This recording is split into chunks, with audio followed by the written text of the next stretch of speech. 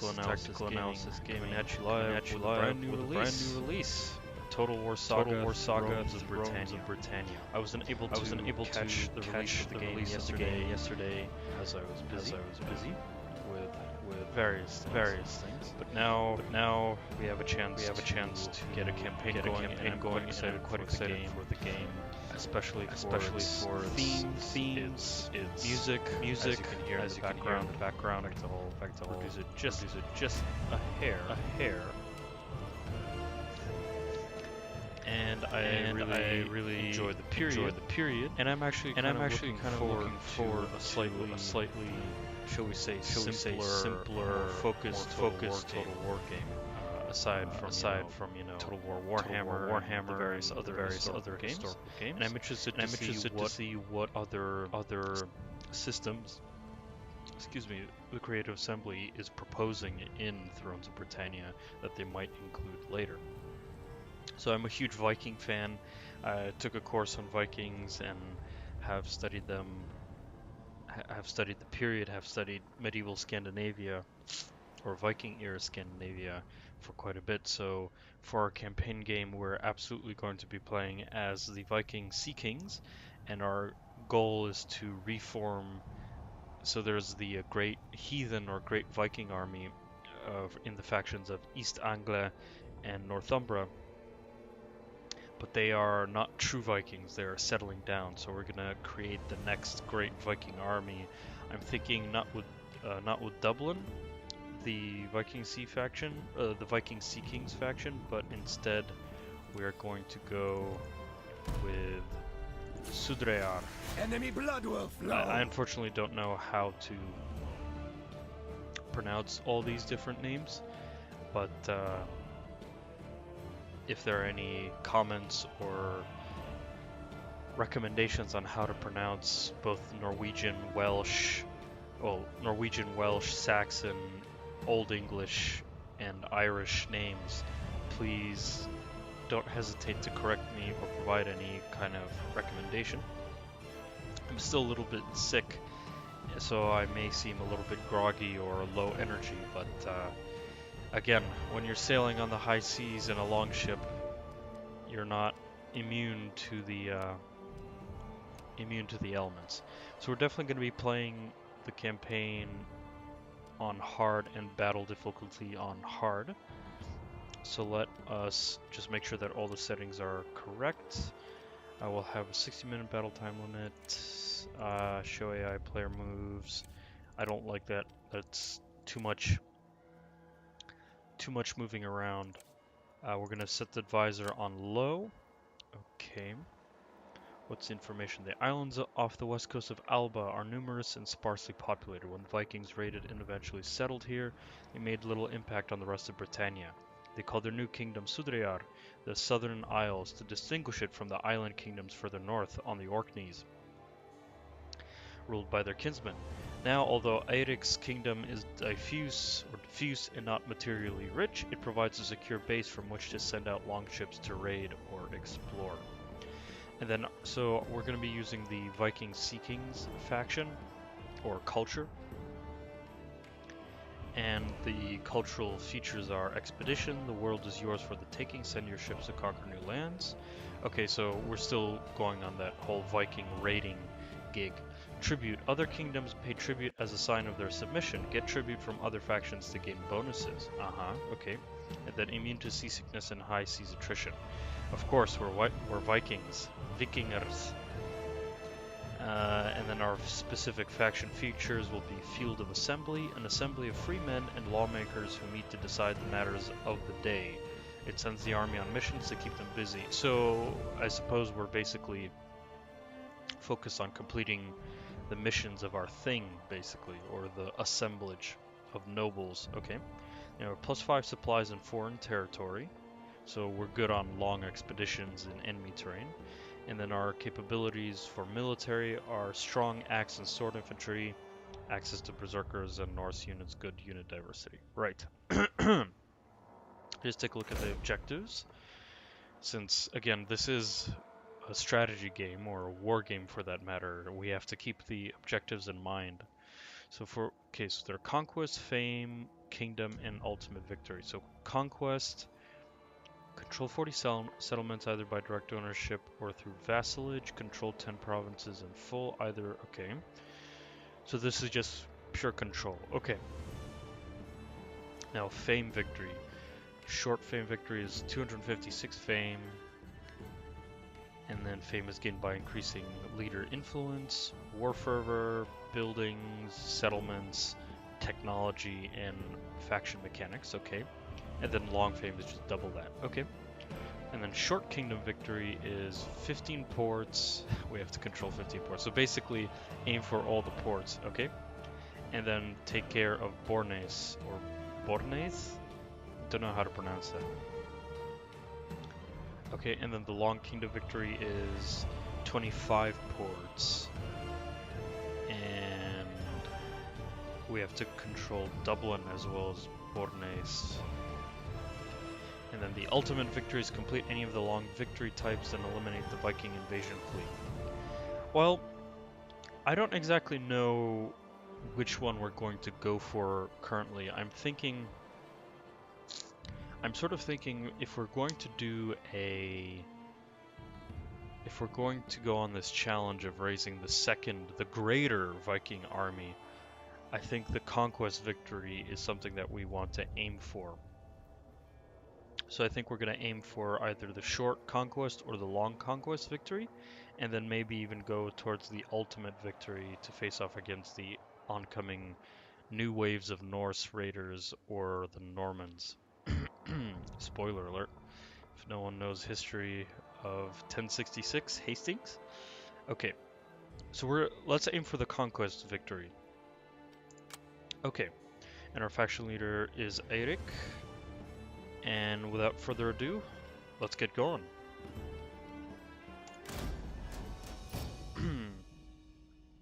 Sudreyar.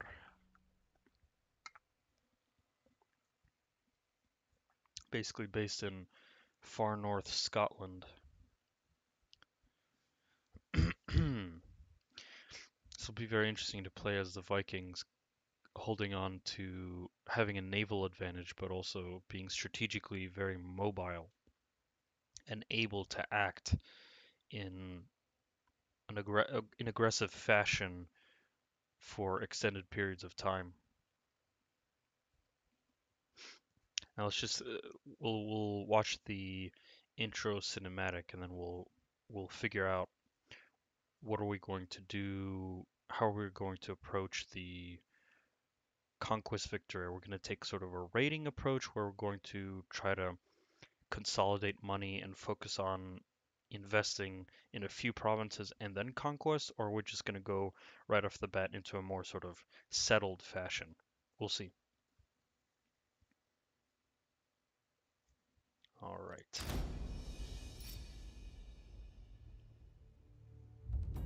The Great Army may have terrorized England, but we have preyed on these isles for decades. The sea is in our blood. From our island homes, we set out for glory and plunder. But we don't just want to raid and pillage. We want to create a mighty kingdom. A strong king can lead us to glory, so we can build our legacy. By sea, no throne is beyond our reach. In time, all these lands will be ours. Indeed. The true Viking ambition. The Western Isles are your fiefdom, but you deserve more. Your people are sea raiders and fighters with the drive to take on the world. Strengthen your hold on the Isles and be ready to take advantage of the instability in the south. While the Southerners squabble, you can become the true power in Britannia. One of your armies is stationed at your capital, ready to defend it. Your other army is well placed to combat the rebels to the east. Crush this local threat to secure your holdings. So, what's our objective? Eliminate the rebels in Upper Croson and then we get internal stability, which increases population or public order, and then increases unit replenishment. Okay. Got it. Thank you, advisor. Let me just quickly go offline here. And let us take a look at what's going on with us. Okay, so we have the two provinces here, Stornokwe and Bornes, and then we have a few here. Dunbecken, Aporkrosan, and Iowa. Iowa, I think? Iowa? I think it's Iowa. Okay, who is to our north? We have Lotharn. Okay, so these are the Orkney Vikings. Okay. Then we have Fortru. I suppose these are Caledonians or Scots. Sorry, I was thinking in Roman terms. Scots were Caledonians. Anyways, then we have Kyrson or Sirson, the Scottish kingdom to the southeast. Then we have Athfokla, Aergodel. Oh no, it's Galgoidel down to the south here. And then we have Stratklut down here. And Westernas. Then North Leod and Northumbria. And then obviously down here in the south we have Ailic, Uled, Argiala,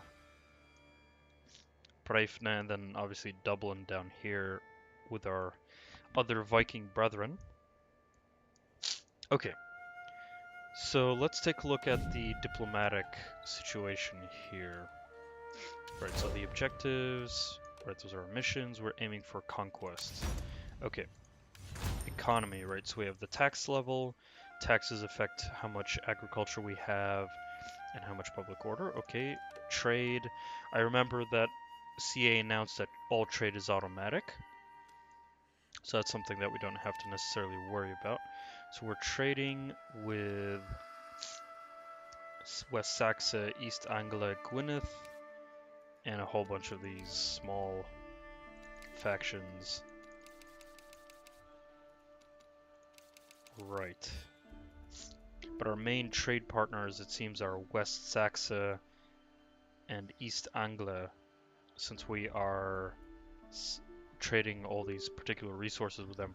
We got lead, copper, and salt. Okay. Do we get a read on how much money we get? I suppose this is the income that we get. And it's interesting that South Saxe, Kent, Glywysig, Dewit, and these other trade partners were actually getting more money from them. Okay. And what are we importing? We're importing gold, lead, pottery, silver, and cloth. Okay. All right, this is our income summary. Okay, so looting, okay, trade, commerce rating, ransom for battle captives, diplomacy, vassal kingdoms. Right. Okay. So currently taxes are fine. Right, tribute. Those in your thrall must know their place and pay tribute. Increase the tribute by taking part in battles, ransoming warriors, and from expeditions. Tribute naturally declines as time passes. Hence, we have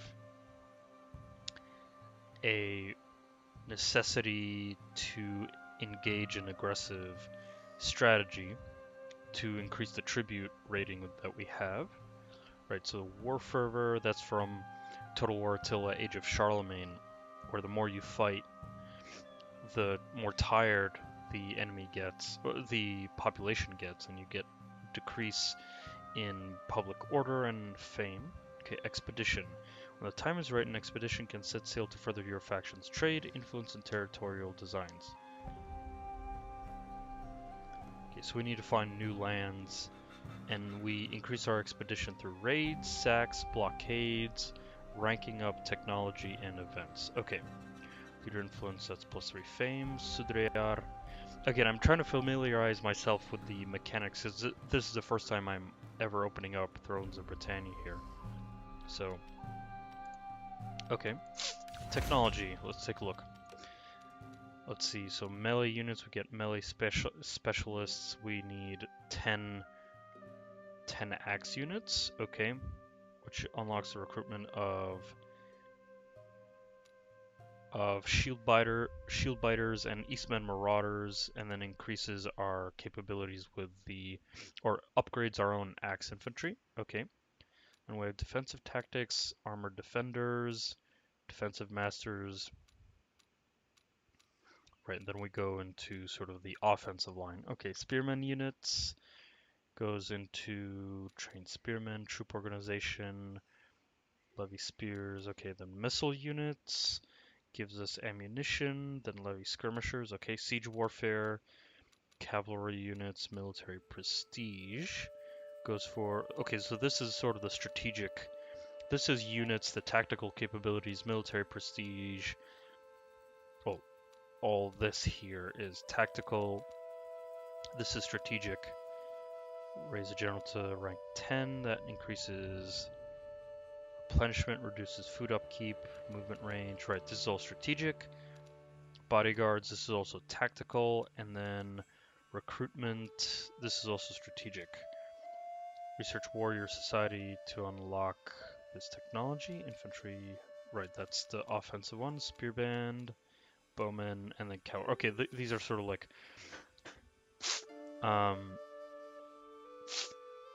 increases in our recruitment of particular units. So we're definitely going to, in terms of military, I think we're definitely going to focus on the melee units side. That's where our specialty lies. That's where most of our units come from. And I'm thinking that defensive tactics is something that we go later. And we want to go with offensive tactics. So again, we're Vikings, we take the fight to the enemy aggressively. Okay, so that's the military. Civic. Agriculture, builder upgrade within the granary or souterrain chains, or conquer a region with the highest level building in one of these chains. Okay, so these are farms and whatnot, I suppose. Irrigation, right? Industry requires blacksmith or forge. Military support requires garrison, right? Okay. And leadership requires moot hill, law, or thing chains. Okay. So this is governance, this is food production, this is, well, production gives money. Military support, this is military logistics, and also this increases raiding, sacking. Right, I like that quite a bit. Trade. Right, this increases income from trade. Okay, then we have community, which requires monastery and goes into library. Interesting. So I think in terms of civic, the most interesting for us are military support, leadership, and trade. Though we are obviously raiders and such, okay. So currently, I'm formulating this kind of strategy for us. From what I've seen so far, is that we're going to go for a initially exploitative kind of warfare where we're going to raid. We're going to focus our raiding in Ireland, I think, and then we're sort of this dual approach. We're going to start fighting and conquering in the north, setting up a base of operations in Scotland while we raid in Ireland.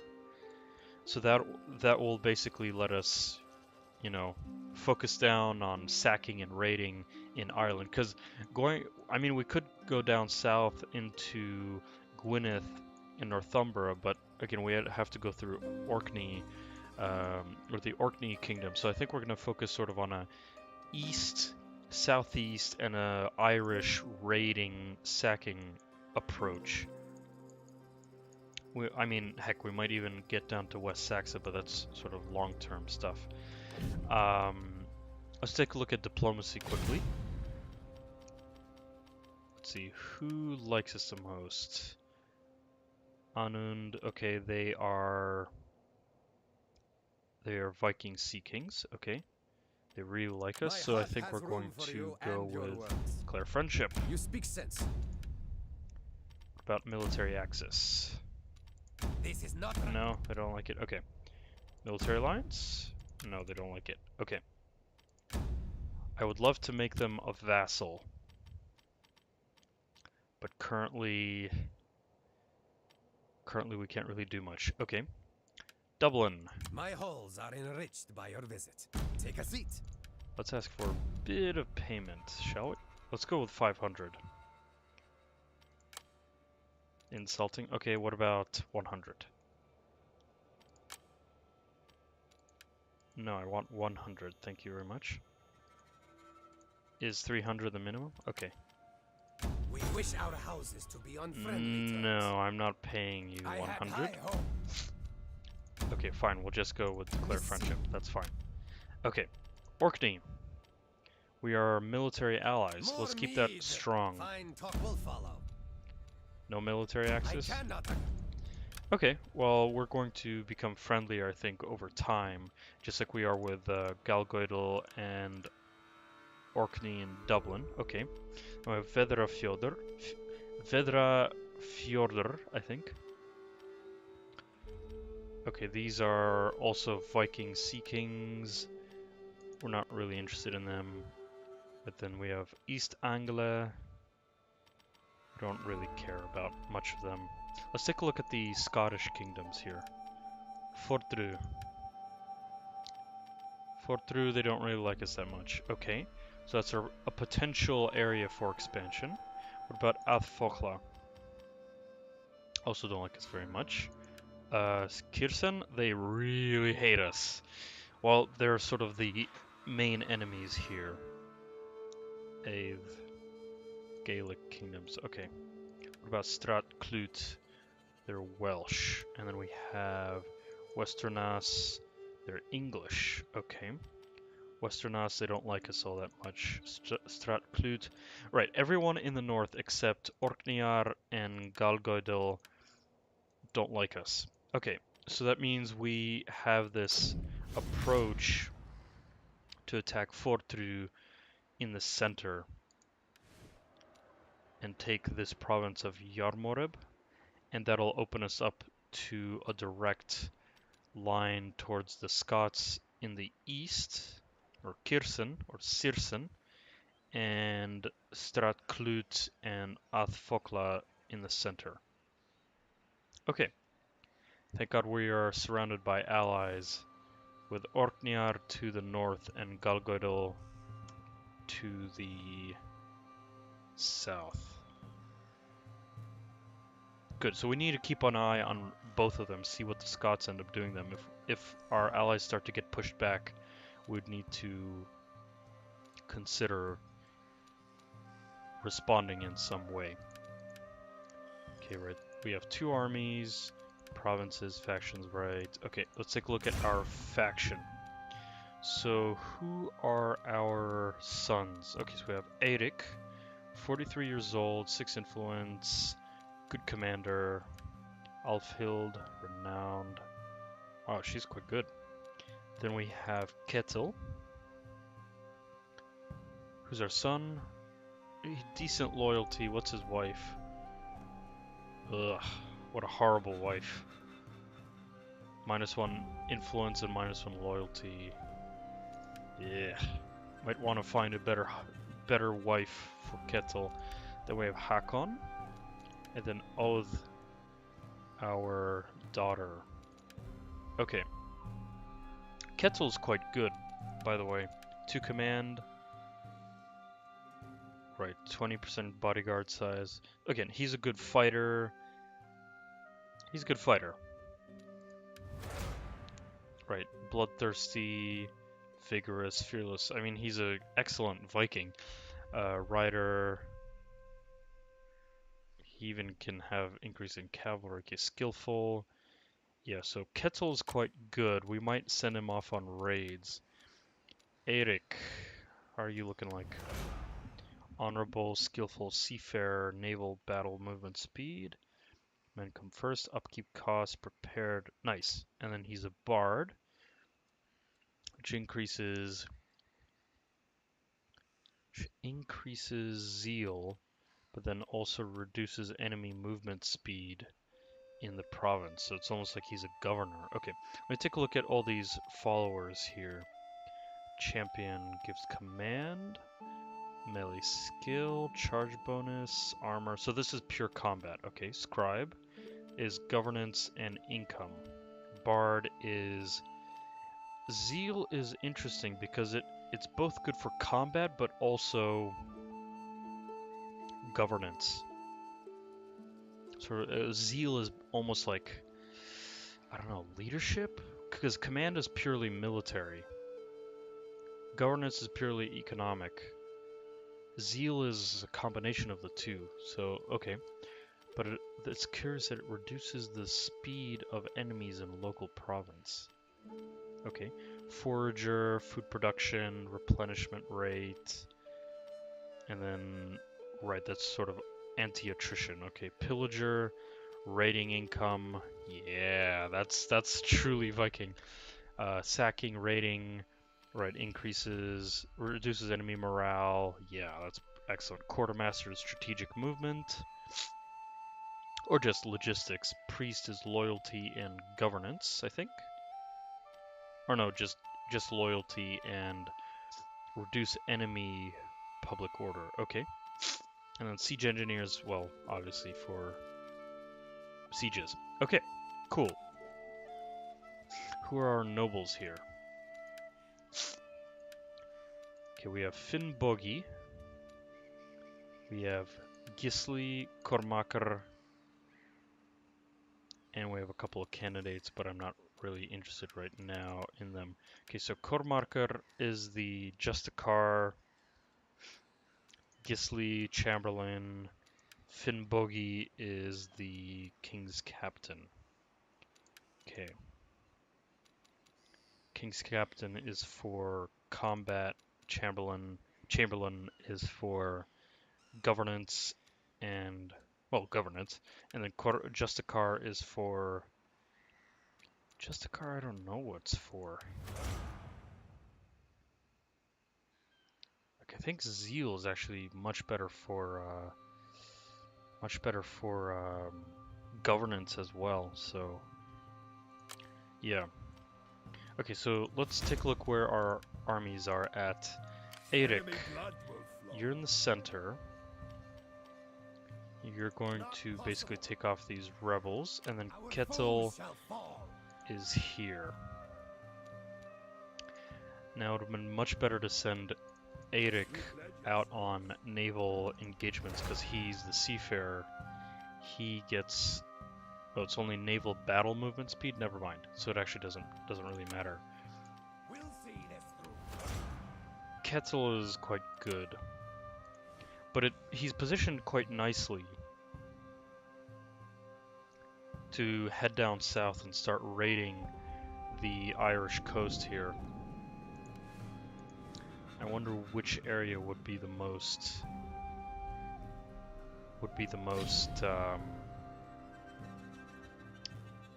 so that we have Koinair here with 1, 2, 3, 4 ports.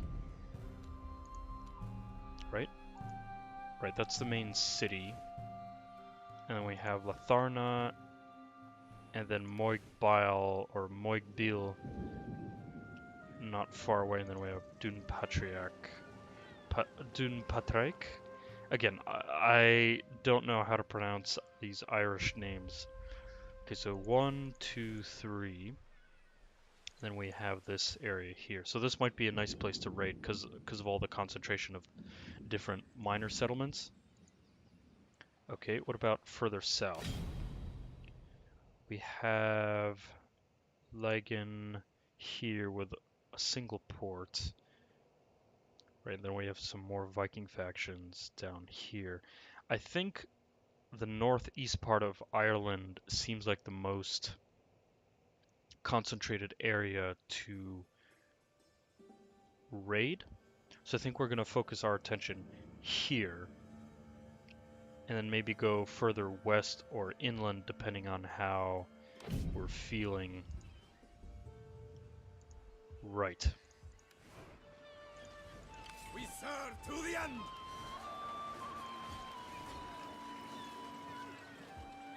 Enemy blood will flow. Let's see, what units do we have available for recruitment? Right. Warbands, Spear, Hirdmen, Norse Warriors, bunch of different Axemen, Eastmen, Fighters, Long Axes, Bow Infantry, some Skirmishers, Skirmisher Cav, Melee Cav, Eastmen, Horsemen. Okay. What about the other army? Right, no one to recruit yet. Ah, we don't even have a full province here. It's actually controlled by Galgoidal. Okay. Right, that's trade, supplies, food production. Okay. Let's take a look at who's governor where. Governors in estates. Do we have any estates? None, of course. Okay. Governors, who's the governor of Sudreyar? Cormacher. Okay. Okay, he's okay. What are your abilities? Impassioned, Just, Miser. Yeah, you're good. Yeah, you're absolutely good. Cool. And the governor of Druim Alban is Gisli. Preacher. Wow, that's good.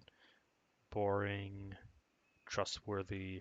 Wow, these are really good governors. Okay, we're going to keep them as they are. So I'm not so hot about Kettle. He's okay. I might end up making Hakon my heir rather than Kettle, but we'll see. I don't want Kettle's wife, Usk. I want to find a way to divorce and find a different wife at some point. Heck, that might even be the first thing that we do. Assassinations, I don't think, is our way. So we're going to divorce. That'll make Kettle much better. More loyalty, more influence. Good. Okay, now let's look at the tactical. So our strategy is consolidate our position in northern Scotland while looking at potentially taking over Athfocla here. Or Fortru, sorry. Athfocla is down south. While we send Kettle with a raiding force down to northeastern Ireland here to raid and pillage. That way we can also mold Kettle into a strong leader. Right, faction symbols, army status icons. Yeah, that's all fine. Okay. First of all, I think we should recruit a couple more units and then we can go after this rebel army. So head in. Who can we recruit here? I want the Norse warriors for Kettle. Let's see, we got Eastman fighters, Eastman axemen, a couple bowmen. We need a shield wall, so I'm thinking a couple more Eastman fighters. Or maybe an Eastman warband? Cheapest one, since it's just rebels. Yeah, we'll go there. We'll recruit them. Let them replenish this turn, and then we're going to head over against the rebels. And then Kettle here will recruit a single unit of these Norse warriors. They're our highest quality unit. Good. Preparations are underway. And now let's focus on construction here. So we've got herring trader, so that's our main food resource. We got a salt mine, that's for industry. Right, we got fishing jetties, tons of fishing jetties, obviously. Where do we want to invest first? Bornes or Sudreyar itself? Or the Scottish or the European, the English part of our lands. So we've got a monastic house in Iowa, down south here. Okay, then this will give us food, trade, and supplies. Okay, this will give us a copper mine, more income. Monastic will reduce food production, but it will increase church income. Gives us some more garrison. Iowa is not really in any position of threat, so I'm thinking we go for the harbor in Iowa, or in Bornes we go with the herring market to increase food production by 20, and that should, I think, do it. And that'll go with 15. That'll be 15 as well. So, let's see, could we do both of these? Because that'll increase our food production by 30. And this will just increase it by 20. I think in this case we'll go for both of the fishing villages to ensure our food production. Okay, cool. So we're recruiting. Heck, might even go over food just to focus on more recruitment, or maybe later. It'll go later. We'll wait for next turn. Next turn we take care of the rebels, and then we focus on recruiting an army for Kettle. Right, we're gonna call this army the Greater Viking Army. The Greater Viking Army. And then we'll call this Kettle's Raiders. Cool. Very nice. And I think without further ado, we head into the next turn, because there isn't much else to do. Good. Preparations are underway. There's going to be a whole lot more construction once we get into raiding Ireland. And again, we're going to focus on the northeastern tip. Your army suffers in the miserable conditions in which they find themselves. Move them on, or more men will fall to the elements. Tribute. Take action. Once you can secure a good level of regular tribute, you will reap the rewards. Right. Beware. A food shortage grips your kingdom. Food shortages will reduce supplies getting through to your armies and weaken you at home. Well then, taxes it is, huh? Let's increase the tax rate to increase our food production. Enemy blood will flow. Alright, let's advance. We're not going to be able to get to the... Actually, we will. Let's go take care of them. Battle is upon you. Yes, thank you. I don't think we technically need to fight this ourselves. I think we can auto-resolve this. It's a small force anyways. We'll auto-resolve. And we have more ranged units, so we're gonna fight defensively. And down they go. Nice. And we are going to ransom and release. Move up. Excellent. Great. Any rank ups on our king? No, not quite. Okay.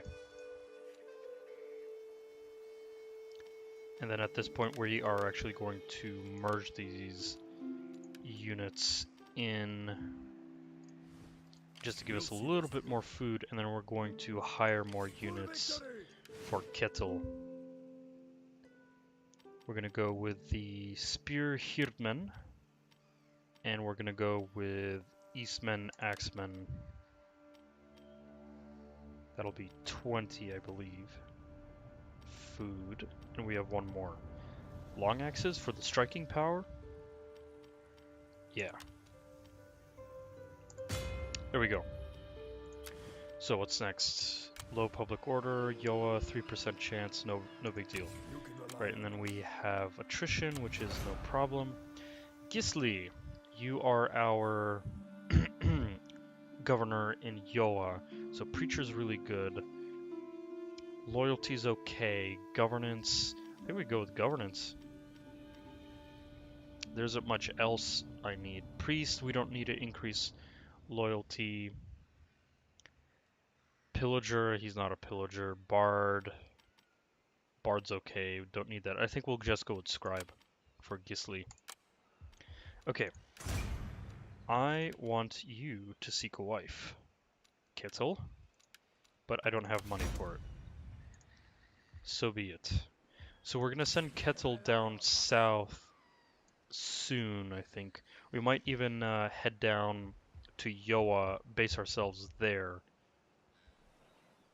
and then we'll replenish up at Yoa, and then head down south. That'll just put us closer to Ireland. Might be a good idea. Yep, we'll do that. Excellent. So now we need to think about what is our king going to do? What is Eirik going to do? Are we going to declare war on Fortru and go raid?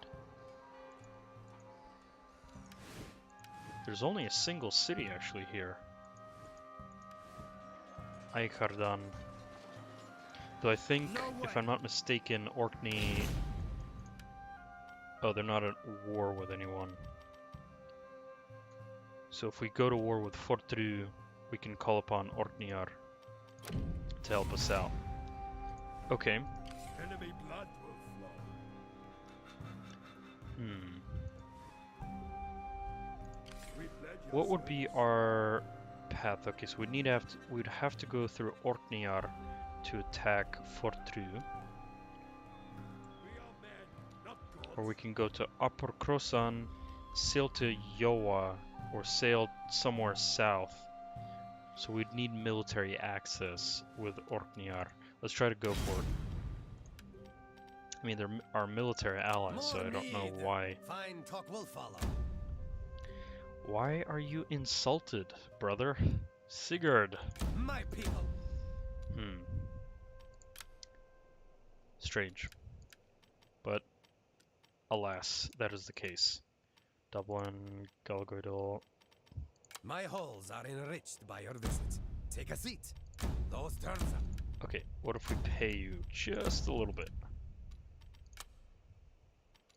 How about a little bit less? Let's go with 100. 300 is the minimum. Okay. Yes, we'll pay that. That gives us military access to Galgoidal. Okay. Orkneyar is being silly. Okay.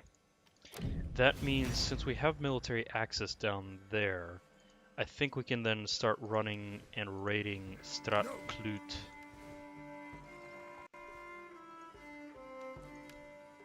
Yeah, why don't we do that? There's a big city right on the... There's Guvan right on the river, but we can stay away from that, because that way we now have access to Galgoidal. We can raid this area, or sack and raid this area. We just need to get our king down south, because I think Orkneyar can protect this path. Or we will hire another army to protect Upper Krosan.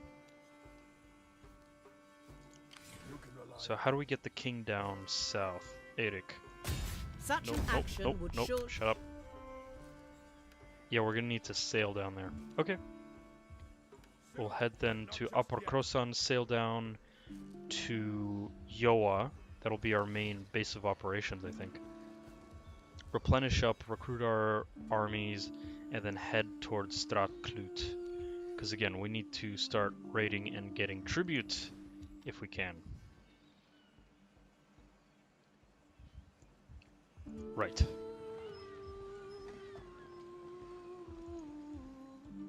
Good, we're building our food production, and after that we don't really need anything else. Do we want to increase the economy? Not so sure. Yeah, I think it's fine as is. Okay, good.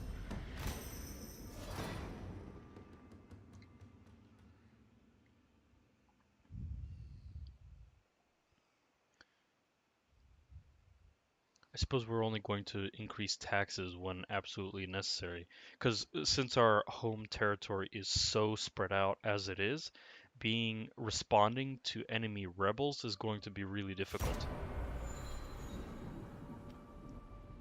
Great Viking Army. The influence of one of your nobles now exceeds that of your king. Be wary. Which one? For such power makes men susceptible to ideas above their station. Take steps to keep the influence of your king paramount over all those beneath him, or disloyalty may result. Right. That's okay. Your loyalty's decent enough. Kettle. Do I want to spend this money on a wife, or save it for recruitment? Probably save it for recruitment. Alright, let's head down to Upper Krosan. Wait a while. That is not yet possible. Good. And then Kettle's heading down to Yoa. Our foes shall fall. And we can't quite recruit new units once the 2 fishing villages and jetties get improved. Where the fishing villages will have more food that we can use to recruit. As is, I don't really want to pump up the tax rate. Or we could, for the time being. And then recruit more units for Kettle. Okay, we got a couple spearmen. I think axes is the way to go. Keep improving the technology here for the melee units, for melee specialists. Because we need 7 more axe units. So in that case, we will recruit, I think, the Eastmen fighters. Yeah. So we'll have a core of spearmen either on the flanks or in the center, and then we'll have axemen for flanking. Perfect. Good.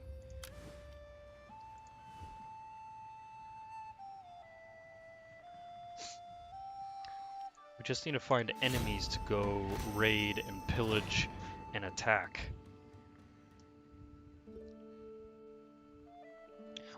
We don't necessarily need to engage the enemy armies, we just need to go raid. Raid and pillage as we pour in resources and slowly start encroaching upon Fortru, I think. Heck, we might even keep Eirik posted in Upper Krosan. My prowess. One of your noblemen has increased in rank and Hello, that's nice. This is Kormakr in Borneith. I think he can just go with governance, which is a scribe. Nothing else to improve. Enemy blood will flow. Well, we're gonna pop in Upper Krosan. We're not gonna recruit anyone here quite yet. But Eichardan is actually free. Dublin. I might even ask Dublin for military access. They don't like it. Okay. Orkneyar. It's hilarious that Orkneyar is our ally, but they won't even give us military access. It's hilarious. Okay, Galgoidal, could we try to make you into a vassal? Lay out your propositions, my friend. No, they don't like it. How about military alliance? Nope, don't like it. Okay, fine. Fine. Okay. We're going to keep replenishing here in Yoa, and then we're going to head down, probably target Dunseburgi, or Dunseburgi, as the enemy city is quite wealthy. And we're going to keep Eirik in Upper Crossan. I'd love to recruit some more units for him, because there's a direct line of approach. Though again, we need military access with Orkneyar. Could we try to pay them off? More mead. Fine talk will follow. Okay, let's pay them off. 400? I cannot agree. No, they don't like it? Okay. Let's go with 500. I mean, you're our ally. I cannot. Not quite. Okay. 750. I cannot agree. You suck, Orkneyar. Sigurd, you suck. Okay, fine. 900. This is not right. Seriously, you suck. Okay, fine. Fine. Okay, we'll keep Eirik in Upper Crossan for the moment, and consider moving him down south to start raiding in Stratklut territory. Contribute just battles, warriors, and from expeditions.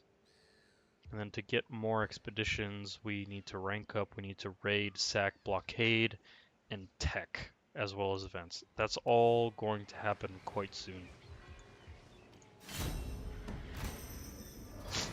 Kettle is just preparing his raiding party, shall we say. I mean, I would be a lot more serious with Kettle by combining Eirik and Kettle's forces. And I could maybe even start working on conquering Ireland, but I'd rather raid for the time being. Oh my god, this sucks. Okay, your allies could warn another faction. Galgoidal. I mean, Orkney is our military ally. Galgoidal is just our friend and trader. I mean, this might actually work out. Then we can if we enter, I don't want to break an alliance with Orkney because they hold our northern left flank. But we can actually now conquer Galgoidal if we enter the war on this side, providing our base of operations, and we'll be able to use both of our armies, Eirik and Kettle. So this might actually work out. In that case, it's perfect that we're going to send down Eirik down to Yoa, and then Kettle is going to go start raiding Galgoidal and taking land.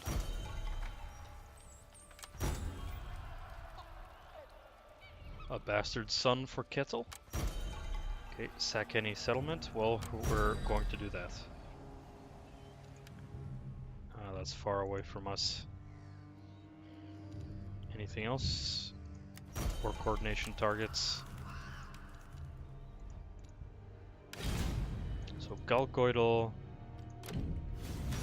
has Dun Oilag, Dun At, that's the city. But then Yoa we have Kel Daltain. Kettle, you have your first mission.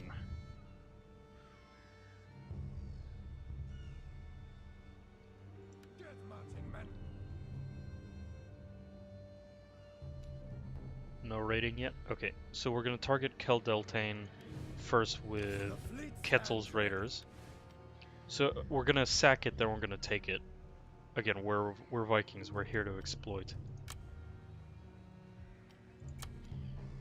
And then now we're going to shift down Aedic down to Yoa and prepare to attack mainland Galgoidal. So off you go.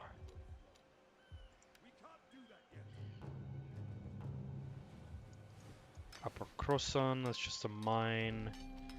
Tin buildings, not interested in that yet. Let's see. What if we improve the Great Hall here?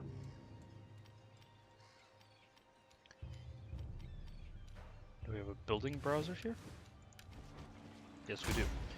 I would very much like to build the arena, though it requires the technology, because I want to build the arena military support. Build or upgrade within the garrison chain or conquer a region with a high soul. I would like to do that because it'll give us access to more raiding income, which is what I want to start ramping up. So garrison chain. Garrison, where you at? So we just need a garrison. Kind of a silly place to build it though. Sort of it's not very convenient. What else could we go for in terms of civic? Agriculture won't hurt, obviously. Trade though. Trade might work. Market hall.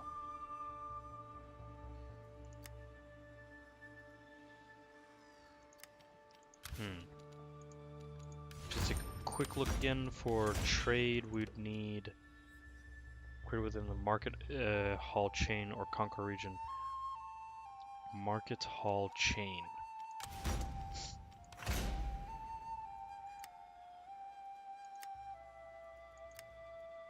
I mean, we'll get access to the tanner.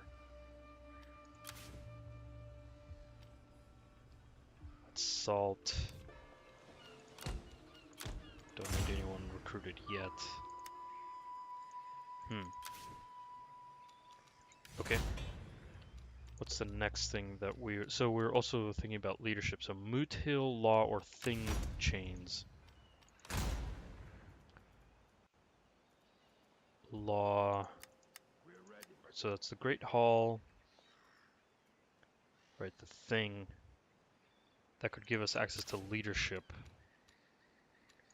Leadership wouldn't be too bad. That'll increase. Oh, wrong one. Fame, corruption reduction, fame, bonus to all income, Sacred King, and true sovereignty. I want to go down this path for the expedition and major diplomatic penalty towards all other factions. I mean, diplomacy isn't something that we're going for. We're gonna alienate a whole lot of people here. So I might go for the Great Hall anyways, and then unlock the Thing. So that I think that would be a good idea. So let's go with the Great Hall in Bornese. Good. Next turn. Alright, our first war. And we're about to get a whole lot of money, I think.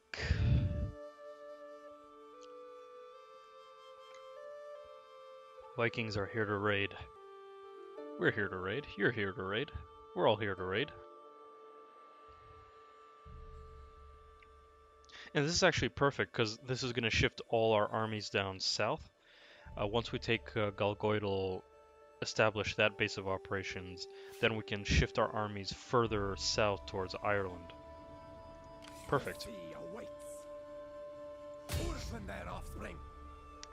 That was a mistake. That's not what I wanted to do. I wanted to attack from the sea, but that's okay. We're in no particular rush at the moment.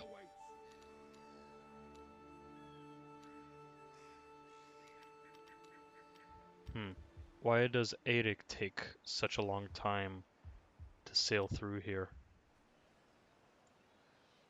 Oh, maybe it's because he's closer to the coast. Okay, that's fine. Okay, I think at this point I would love... Okay, so who's the son? Styrmir. Okay. Kettle, let's get you a wife. Demanding, reduces loyalty, increases influence. No. Sorry, buddy. Not quite there yet. Okay. Nothing else to construct, and we're pulling armies down south. Good. Okay. Let's keep going. Should have been a bit more careful there with Kettle, because I could have attacked that village right away. But as it is, I think maybe we might not even sack that settlement. We'll just take it, complete the province,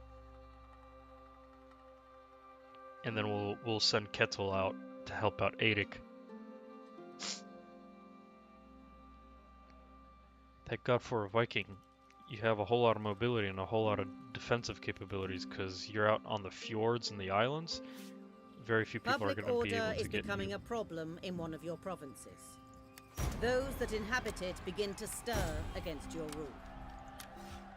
Okay, what do we got? -5, -7. Let's reduce taxes. We don't need that many taxes anymore. Yeah, let's reduce it back down here. We have a food shortage then. In that case, tax a lot. Okay, Kettle. Our foes will suffer. Massacre them. Let's occupy. For glory. And we're going to attack... Is this their king? Arne? Hard to say. Just fight aggressively. Kill him off. Very nice. No ransom. We'll take on warriors. My abilities have been boosted. We will bring you glory. Level up. Let's see. Kettle. Your loyalty has increased. Your influence is quite low though. Pillager. Quartermaster.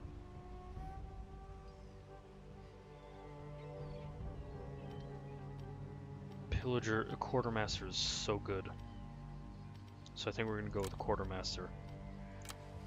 For Vikings, Quartermaster is excellent. Another fishing village.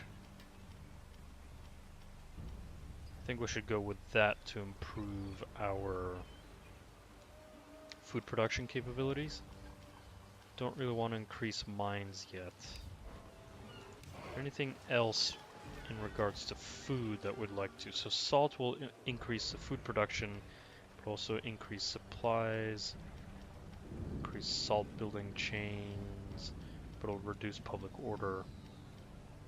That's 15 increase. I think we'll go with the fishing jetty at Dunbecken. Yeah. Okay, Eirik, where are you at? Ships at your command. We can actually just go head for Dun Oleg.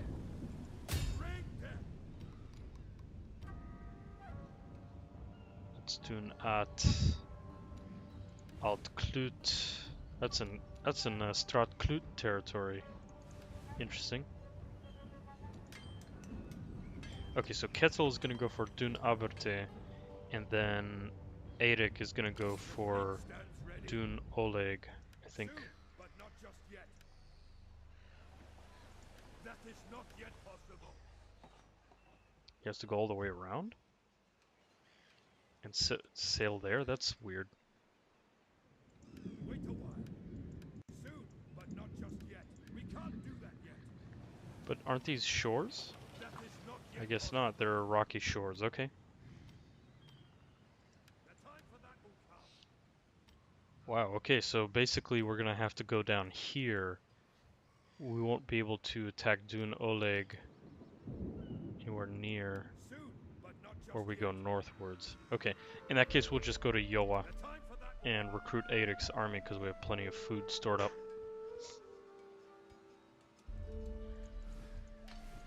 You can rely on us. Right, and Kettle has no more movement. He's taking his chance to replenish. Then we're going to board ships and head down south to Dun Aberte. Good.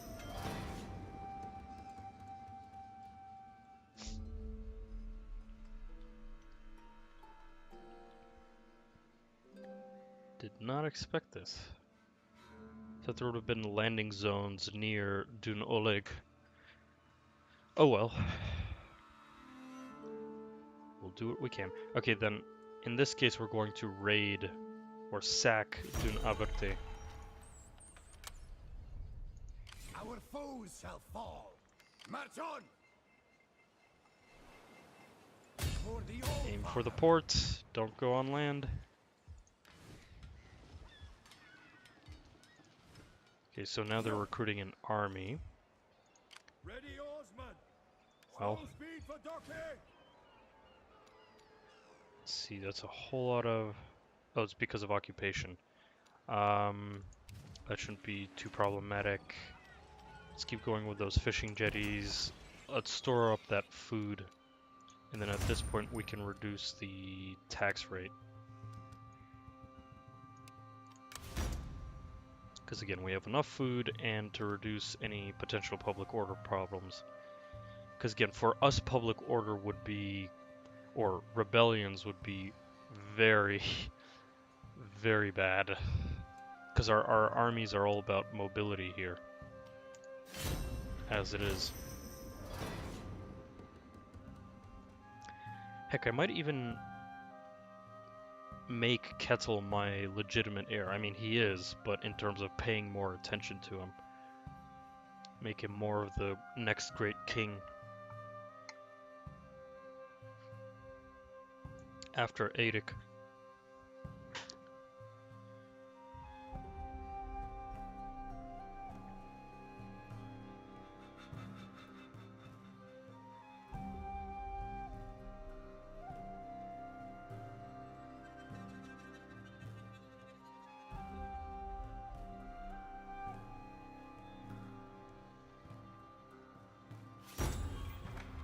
More factions destroyed. Not really interested. Aedic, you have a gray beard now. Why would you have a bard? Weird, but okay, we're gonna go with quartermaster.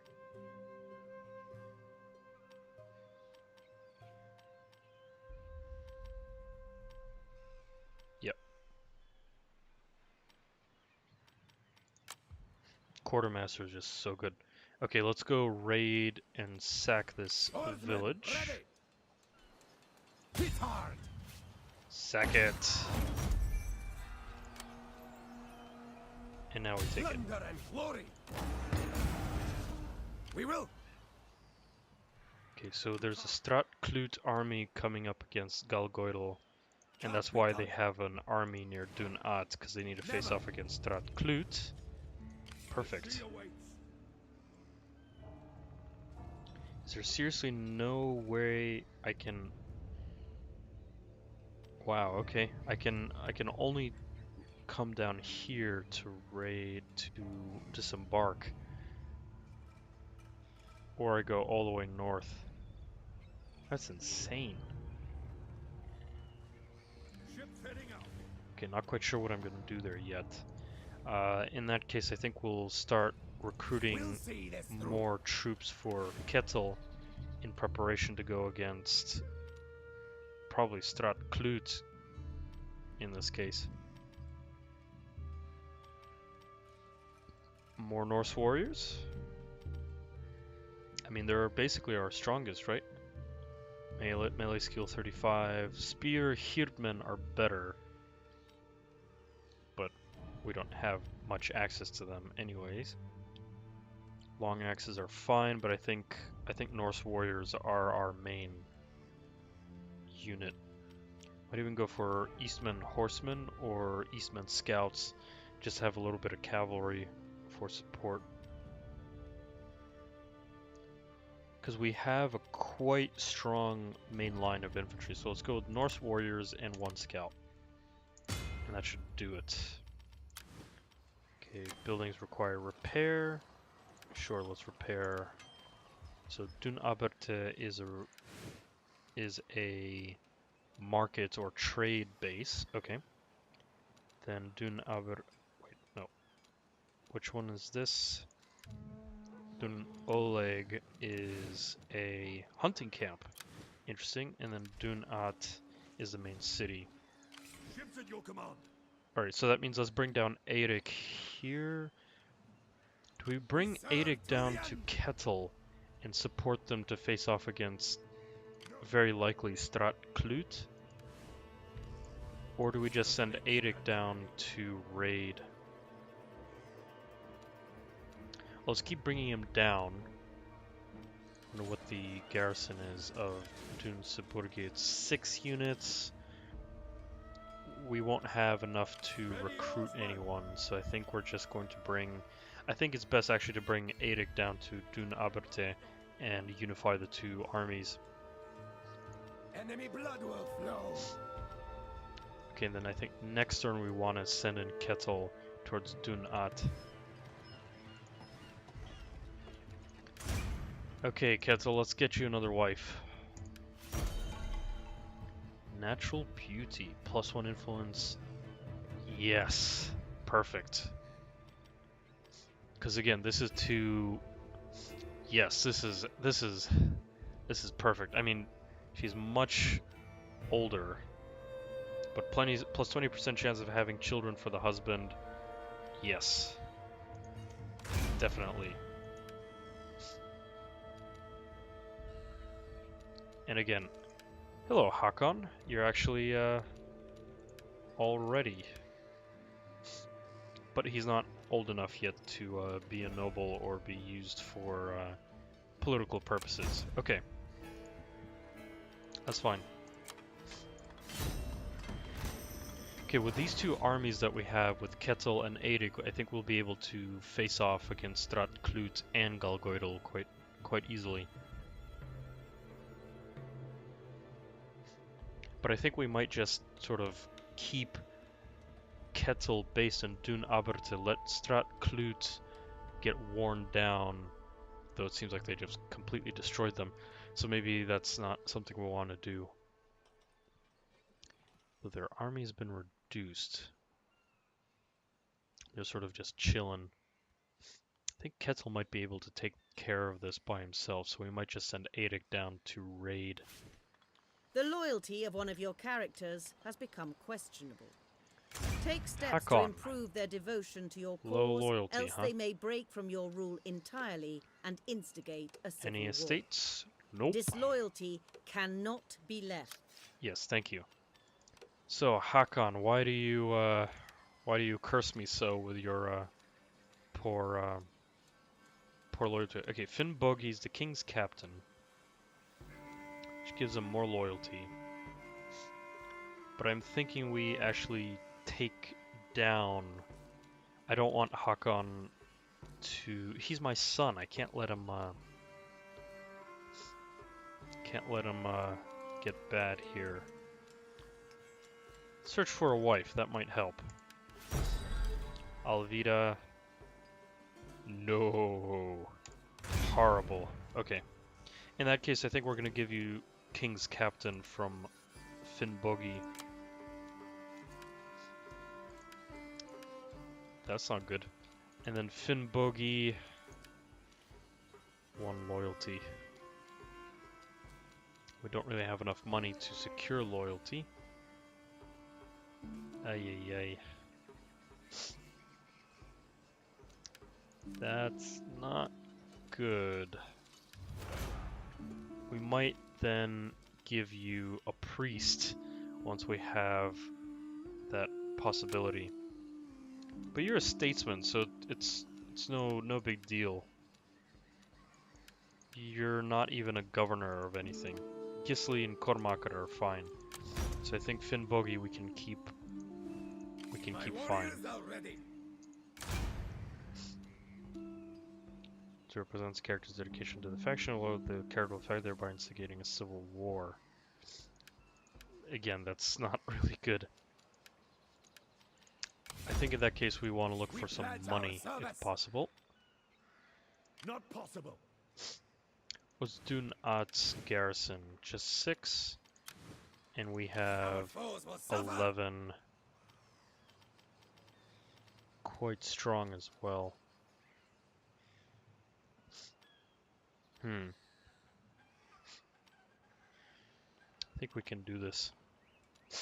Though, do we want to recruit one more unit or wait for Eric?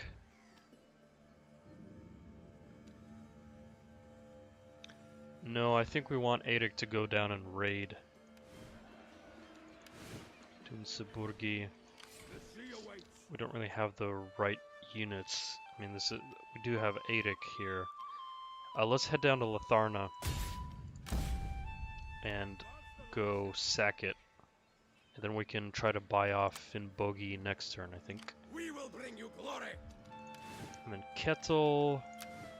Kettle, we have enough for one more unit. We can let it replenish. So let's go with one more unit. Just make sure that we have the strength to proceed northwards against Stratklut and Goidel.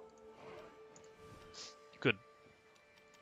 Missions? Yes? No? Not currently? Not currently. Okay. Okay, so that means Eric is going to go down raid, and Kettle is actually going to go take the brunt of the fighting at Dunat and against Stratklut. Or Stratklut gets his ass handed to them, and then in which case Kettle doesn't have to worry about them. Good. Even better. Now we just need to march up to the walls and take the city. Call to arms against Fortru. We'll enter war on Orkney's side, because we don't want to lose that alliance with Orkney. Again, they hold the north flank to prevent any Scotsmen from flanking around. Okay, in that case, let's just take a look what the position is here. So I think Orkneyar can actually keep Fortru busy here. Because there's an Orkney army coming up here. There's a bit of problem with food consumption, in which case it's time for increased taxes.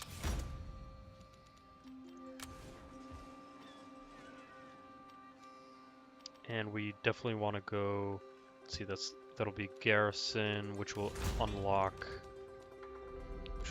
military support, but I think we want leadership first for fame, corruption, income, or do we really want military support? Systematic raiding, picking at the carcasses. I think military support. So we'll go with garrison. Though that's so useless at Bornese. So useless.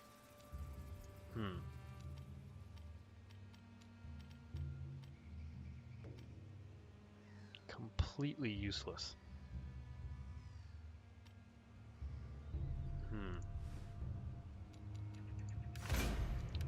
Finnbogi, let's give you a wife. Strict, yes. That'll at least take care of some of the loyalty issues there. So have a wife, Finnbogi. That worked out. Okay, Kettle now needs to get moving. Towards Dunat. I don't want Galgoidel to get too strong. We will meet soon. Second. And then the fleet stands ready. Take it.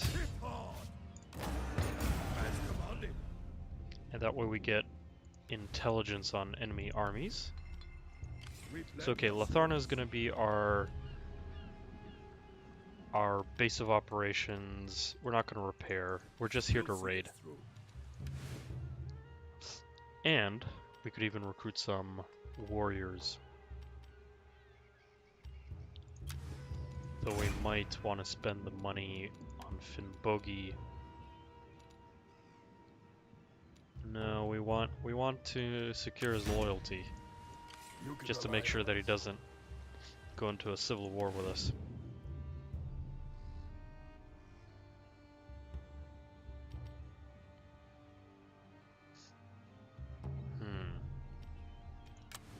Don't need repairs, that's okay. That's fine.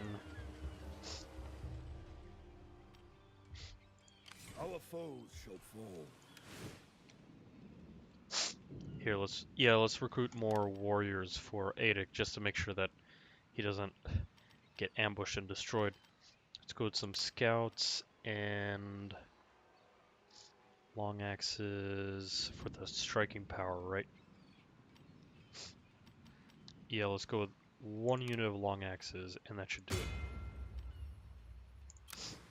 And then the next target is Conair, and then Moigbile, and heck, maybe even raid towards the city, and then sail away from there. Enemy blood will flow. Good. Our foes And shall Kettle fall. is marching north towards Dunat with quite a sizable force. Good. So far, so good.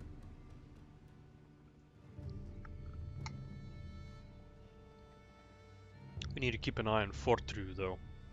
They might start marching up the valley there against Aporkrosan, in which case we'd have to either recruit an army there or quickly send someone back, which will be very unlikely. Might just actually recruit Finnbogi there to die defending against Fortru. Kingdom of Dublin. We have some ties to the people who have settled on the eastern shore of Ireland. Together with them, yet others claim we should take those lands for our own. Conquer them. Seek an alliance. Nah, don't really care about you, Dublin. I mean, it's nice and all, but... -1 influence for Aedic. Our foes shall fall. I really don't care about Dublin. But heck, let's seek an alliance. Achieved greater rank. Buildings in one of your settlements are damaged.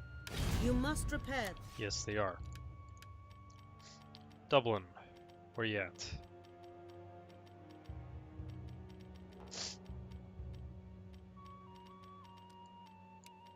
There you are. Deteriorating because military actions, they don't like that. You are welcome here. What have you for me? Obviously insulting.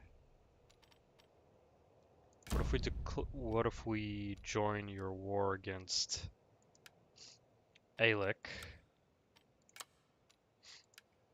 but you give us military access? No, okay. What if we join wars? Mead. Sure, let's do that.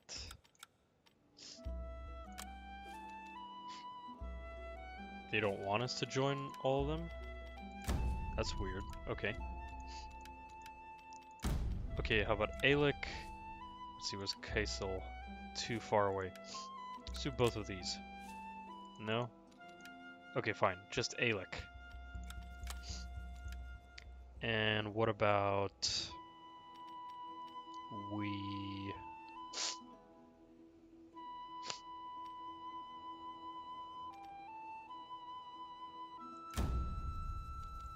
But then how about we...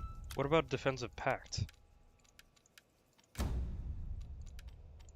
And sugar that up with some money. Pleasing.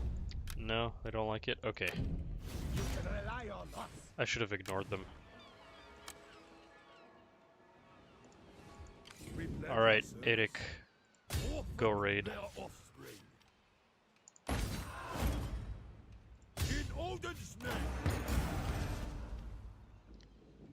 Let's see, more intelligence. Is there any enemy army? No, there's nobody here.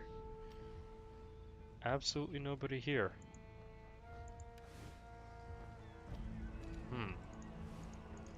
I don't think I should have occupied them, but I mean, I need replenishment. In that case, we're just gonna head down and head north towards Dun Suburgi and leave. You can rely on us. Hit hard. Wait a while. Well, we'll see. Okay, Gisli has leveled up. Likes fish. Of course you like fish. Let's go with Scribe. Keep improving that governance capability. Kettle, let's get you fortified. Don't want to take any attrition since we won't be able to reach Dunat. Let's see. Any Fortru armies marching through our lands? No. Good.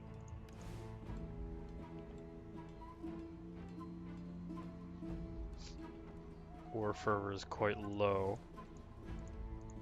Or getting low. Sudriyar is fine. I think we can leave the money there. Hakon, I'd love to use you. You're an excellent commander. Wow. Let's take a look at you. Public speaker, reduction, tactical, -1 governance. Yeah, you're a great commander. Negotiator is okay. Boring. Gambler. Yeah, you're not. You're kind of weird. You're an excellent commander, but I'm thinking of actually raising an army for Hakon, because I don't really care much about Aedic, the king. I care more about his descendants. We serve to the end. And I think Kettle overall is a better. Yeah, he's a better overall heir than Hakon. Hakon's a great commander, like he's great in the field, but not good with governance, and he doesn't have much to him, unfortunately.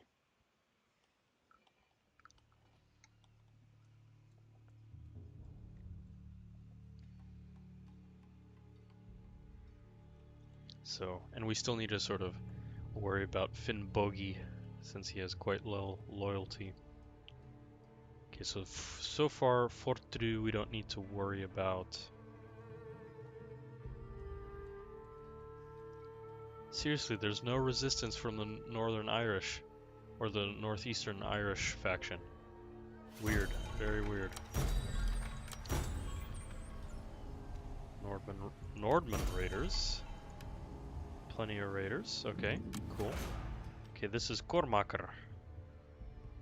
Suppose he can just increase the governance. Yep. And war fervor is continuing to go down.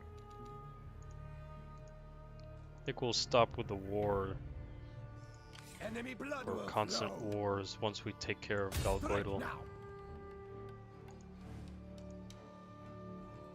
Seriously, nothing from the enemy? Our foes. Okay. At once. Just go sack them. Smash them. Very weird. Very, very weird. Well, it is what it is. So anything we want to do with politics, Hakon is fine. We don't really want him. Don't want to sink money into him yet. Finnbogi, secure your loyalty just to make sure that you're clear here. Okay, Hakon, don't need to seek wife. Influence is fine. Aedic is fine. I really shouldn't have done anything with Dublin. Now they want me to do an alliance with them when I don't really want to. I'm in no position to do so. Yeah. Let's see, beach trader, beach market. Let's see, any more areas where we can build food production, because that's the main issue here. Let's reduce taxes. Oh, nope, we need the taxes. Never mind.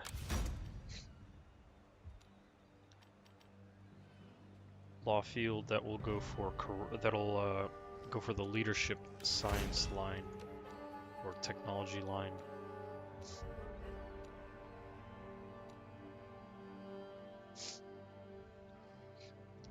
This isn't actually what we want to go for. I think in this case, then,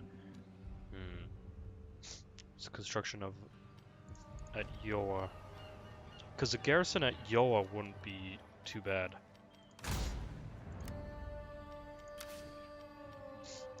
Reduce food production. It's a monastic house, but then we could build the garrison there and then go for military support here.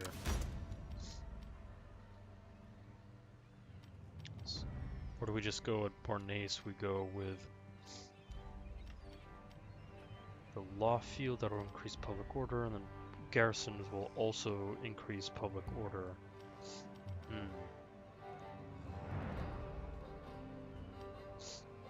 Blacksmith, grain pits. Is there any other civic technology that I would like to engage in? Agriculture. I mean, agriculture always works. That helps. But military support, that's the one where we're going raiding, sacking, you know, all that thing. Trade won't be bad either. Market hall chain.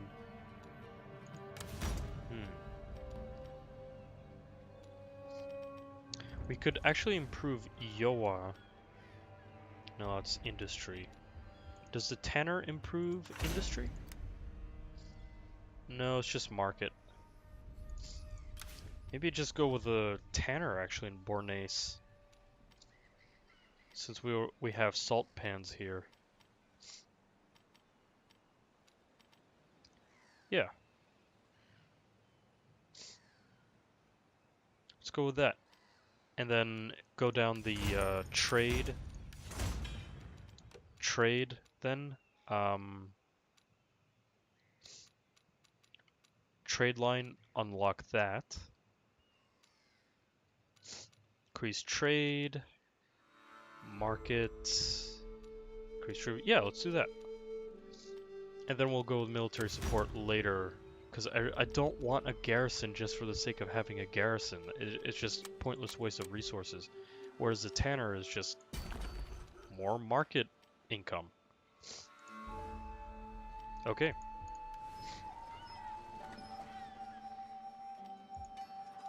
Good. Okay, so Erik is gonna keep sacking here in northeastern Ireland. The Irish here are not doing anything. I actually want them to come back and take back their lost lands, but they haven't done anything. It's absolutely weird. I want them to take these provinces so that I can come back and keep raiding them. It's about sustainable raiding and sacking.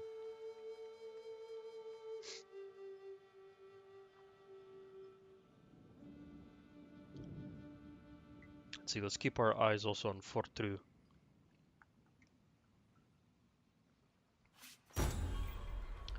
War fervor has reduced. Yeah. I think we might want to eliminate our wars quite soon. Let's see. Fortru is sort of beating up Orkney, but they're not heading in this direction, which is good. Enemy blood will flow. Okay, let's head back to Koinair and replenish. I don't think we're going to recruit anyone new. We're actually going to reduce taxes here.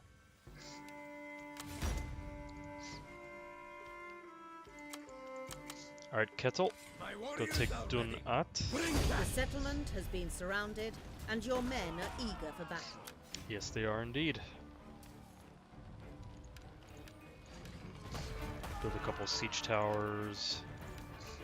There we go. So in 2 turns we're gonna attack and take it.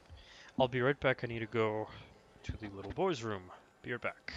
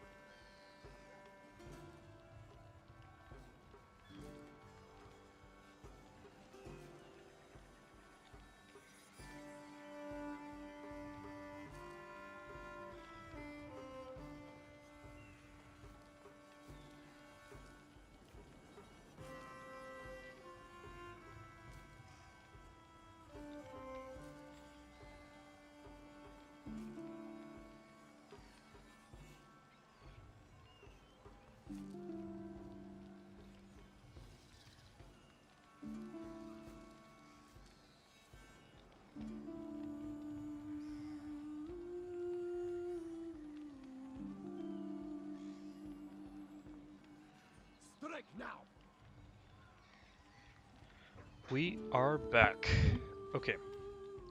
So we have Expedition, which is actually building up from all the ranking up and the blockades and sacks.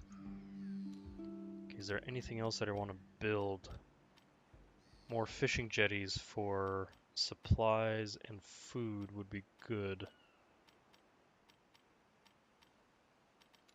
Is there anything else that's sort of critically... I mean, Yoa would be great. The harbor would be great for trade. It's industry. Some iron, copper. It's industry. More fishing. If we improve that, that'll just improve church income.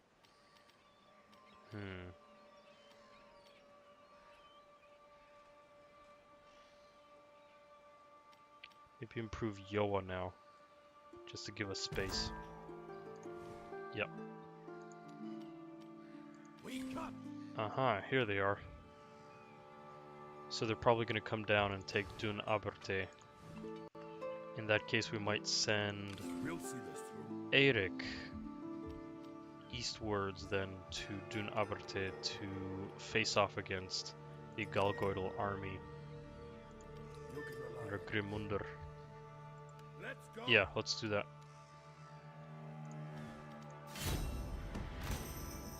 While Ketil's busy with Dun At, Eirik can tank the Galgoidal approaching army.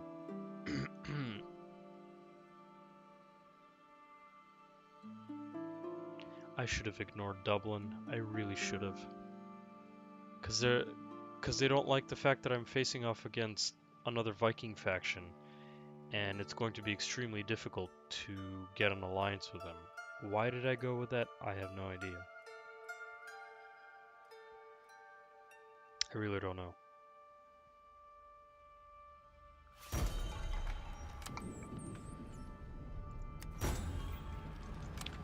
Can we actually take Dun At right now? In Odin's name, smash them! No, not quite.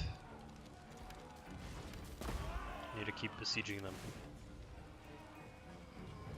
It's interesting that the balance of power is quite bad, even though they have all these rather poor units, whereas we have quite a few strong units.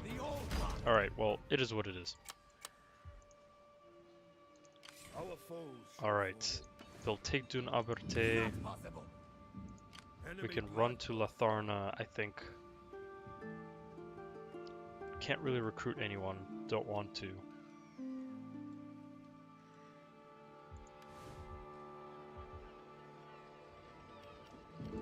Do I just burn this all down?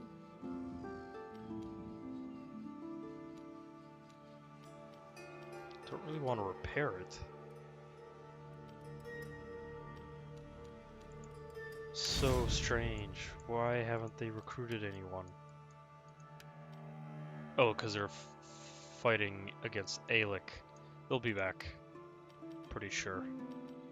My halls are enriched by your visit. Okay, fine. In that case, let's depart and go to Dun Aberte, I think. Try to face off against the enemies there. So we'll march to Latharna, replenish just a little bit, and then head over there to protect.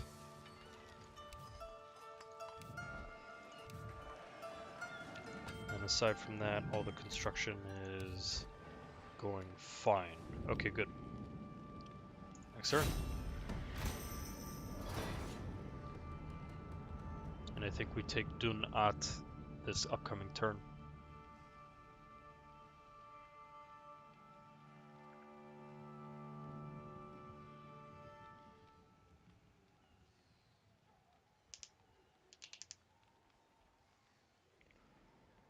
Probably nothing going on with Fortitude yet. And again, there's just only one minor settlement that we're worried about with Fortitude, but nothing else.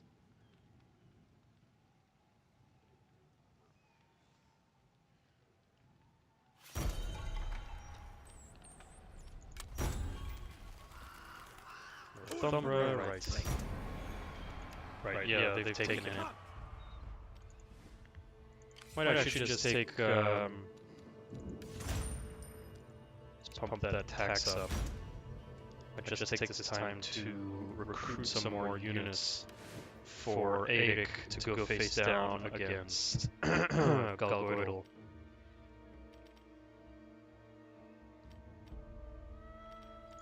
Who's leveled up? Kettle, you leveled up. Quartermaster is so good. Forager would be quite good as well. Go Quartermaster. The strategic movement there is excellent. Okay, I think we can just auto-resolve this. We got all the siege equipment we need, and I like the balance of power. Let's just quick save, yes. See, we've got one range, they have more, so I think we'll fight aggressively. Nice. Sack, nah. We'll occupy. Very nice. Increase the tribute. And now we have tech available, we'll go with melee specialists. Get to work on that. Governor for Airer Goidel. We might assign Finn Bogi. Let's just take a look. Defender, quite good, renowned, persistent, landlover. I mean, he's not really that much of a governor. Could do a Hakon, but Hakon's definitely not a governor. In construction cost reduction, sure, but then negotiator's fine, but then gambler increases corruption, so maybe Finn Bogi, because he's not as bad, and he has quite a bit of zeal. So yeah. Let's put you as governor of Airer Goidel. We pledge our service. Nice. Okay, and then we repair quickly. We got a granary, and we got the long haul. And then I think in this case we'll send Kettle to take Dun Oileg, and then head back down and take back Dun Aberte, because I think Kettle can take care of it by himself. Heck, even maybe recruit more units for him.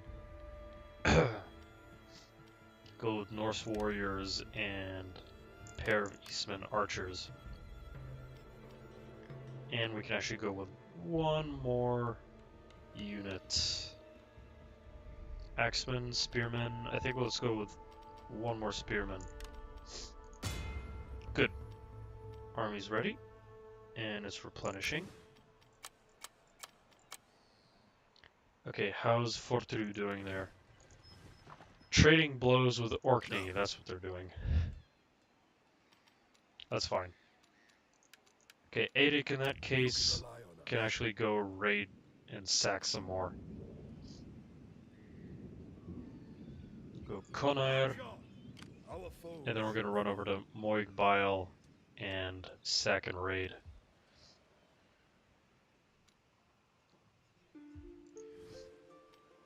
And then I think we'll target Dun Patriarch or Dun Seburgi to take it and act as our base of operations. Since, seriously, where is Ulaid's armies? Where are they?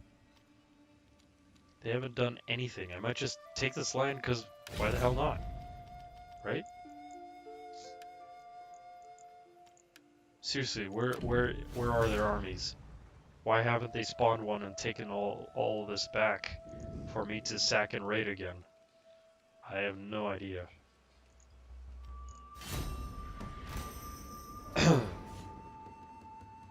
Hard to say. Okay, you know what Galgoidal might end up doing is sailing to Kel Deltane, and I'm gonna have to play catch up with them. Yeah.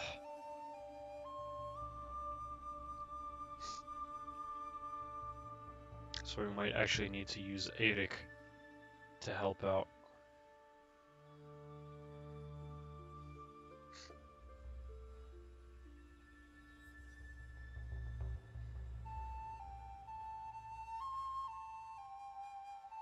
So far I think things are going pretty good.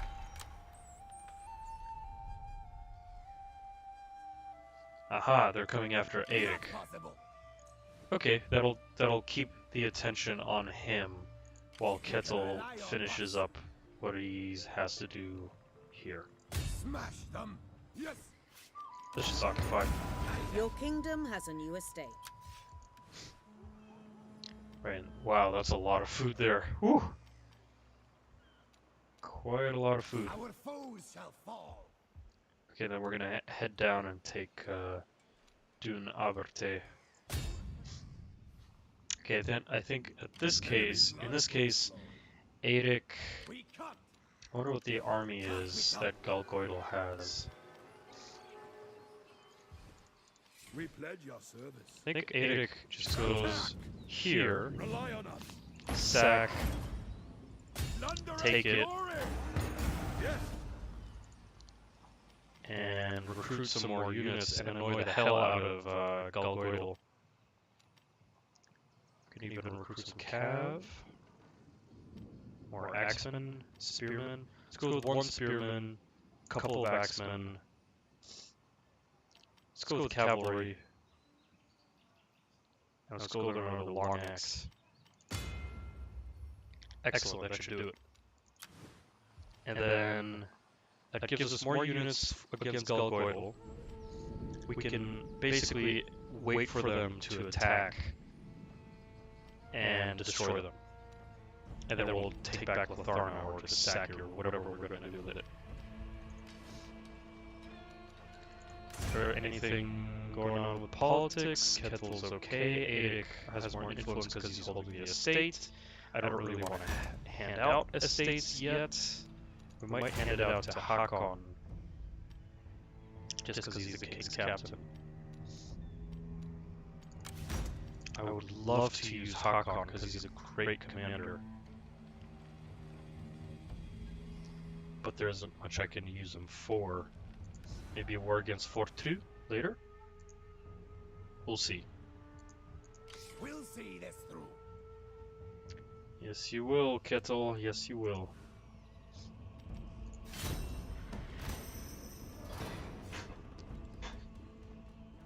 Alright. I think this turn I'm actually going to go back into the options and set the track AI movements to limited, because I want to see where everyone moves. Or not everyone, but the key players. Yeah, see, they're coming after me, so I'm probably gonna run towards Dun Seburgi or wait for Galgoidal to attack me.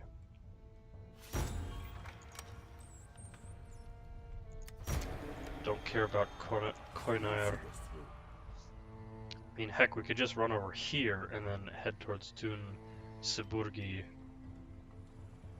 afterwards. Or we can try to depart out of here. Never. You can rely on us.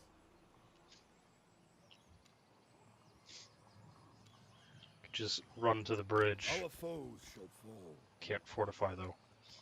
That's okay. Stay in replenishment. And maybe actually sail away afterwards. Let Galgoidal have a place in Ireland at least. We serve to the end. Okay, we could march up against Scotland, but there's direction there, but we're not going to do that. We are going to head over and take over Dun Aberte. Because we need to clean up all this. Enemy blood will flow.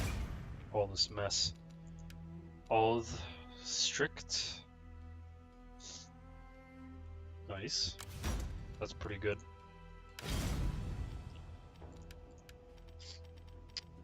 Dublin. Still deteriorating. May our negotiations better us both. Yeah, they don't like us all that much. Not enough. We may both benefit from this meeting. We're not ready. That's okay. We pledge your service.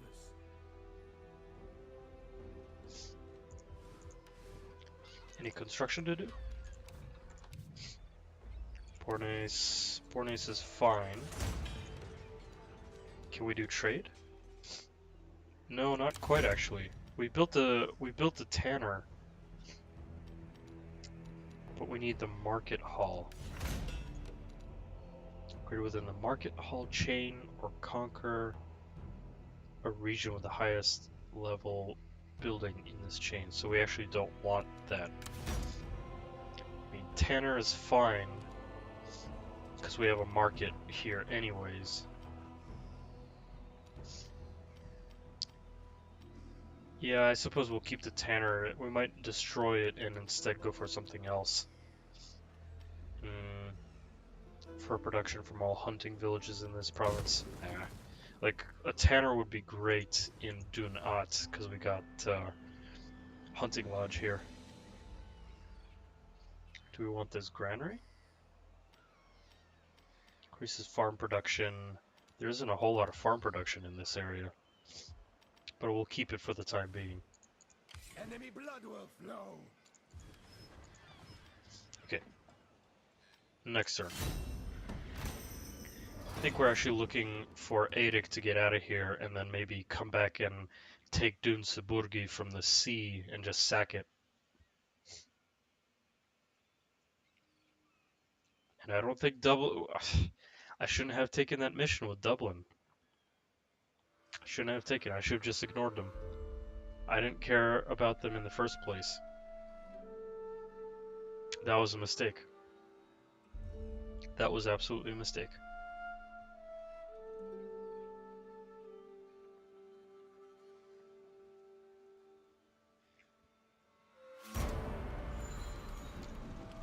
Eirir Goldil.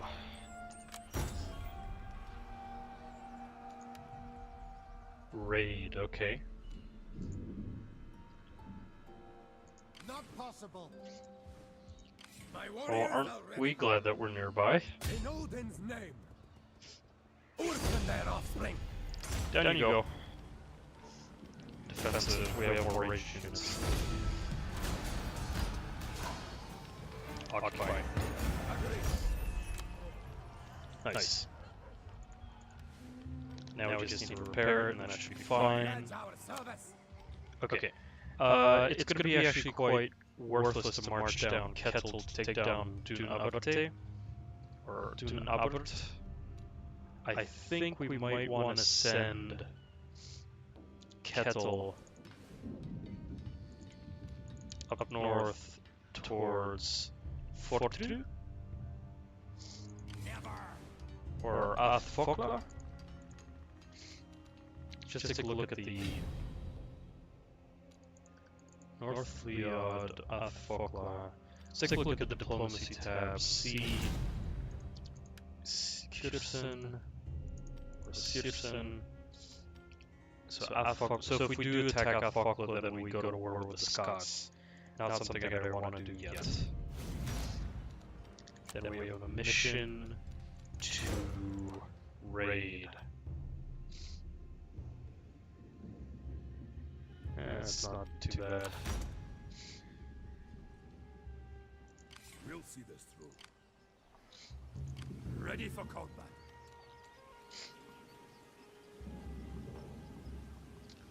Yeah, let's raid. Their loot will be ours. Wait for Galgoidal to attack us. Rely on us.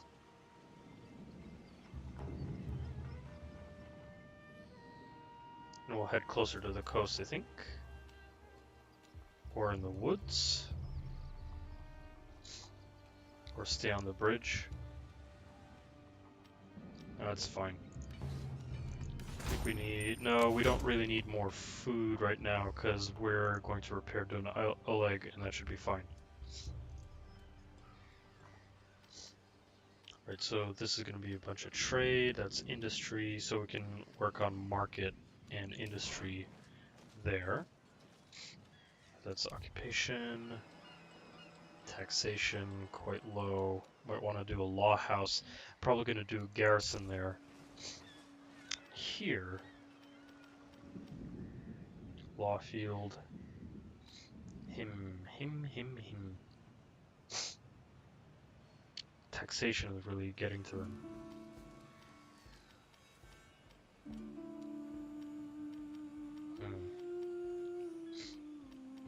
Don't really need a royal hall just yet. Might want to just do garrison here or law a thing. This is corruption.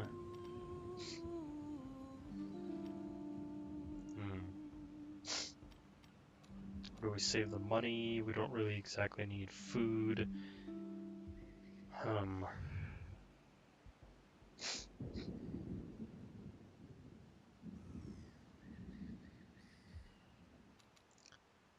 Let's actually try to... Now we're gonna fight against Galgoidal. Ulaid. What dark business brings you to my door? Peace. Sure, let's go for temporary peace, because the war fervor is going down quite heavily. And I think then with Fortru, we're actually gonna ask for peace. Let's be having you then. Or maybe Orkney will take care of them. We'll stay at war with them, and we'll stay at war with Galgoidal, because we want to take them down. I don't think we're going to spend anything on construction just yet this turn. I mean, there isn't much to spend for. I want to spend money on a garrison or thing in Yoa. Though the harbor might not be bad here. That'll increase trade. Right, we're going down this tree line. And I really would love Moot Hall thing. Right, we can build a thing. And support garrison, probably Yoa or something. Or Dunat. Because Dunat is in a great position to defend against Stratklut and the Scots. So I think that might be something that we build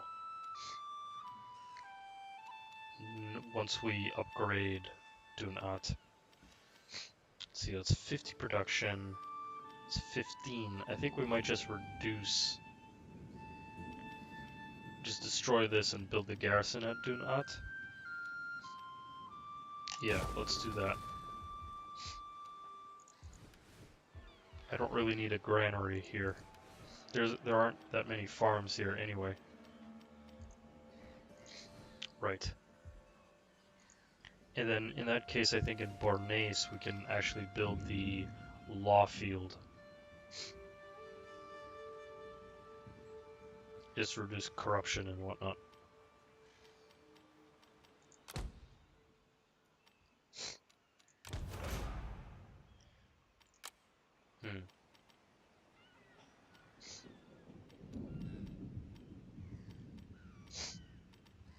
Might be a good idea. Anyways, let's save the money for now. I'm not quite sure what I want to do with it yet. Right, we got expedition. Set sail to further your faction's trade influence and territorial designs. Right. Our foes shall fall. We're waiting for Galgoidal to attack so that I can defeat them in battle.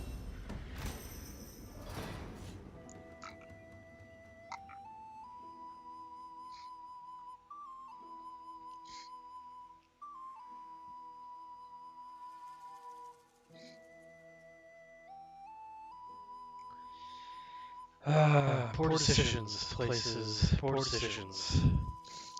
We can't always be immaculate with our decision making, I suppose. Here we go. Combat. It's gonna be our first manual battle, so let's quick save. Let's see who they have. They have 2 scout horsemen, 4 basic axemen. We have basically troop parity. Okay. We have a couple more long axes than they do. And, I mean, they have a slightly larger army than us, but that's okay. Let's fight this. First big battle.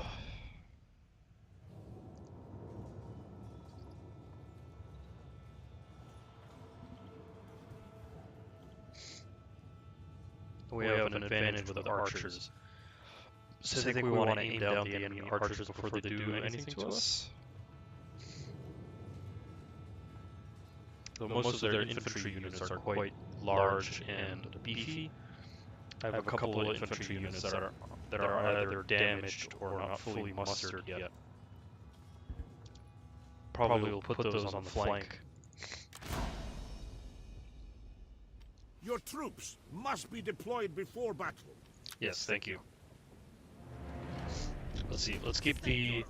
What are all the wounded units? Right, we have the cavalry.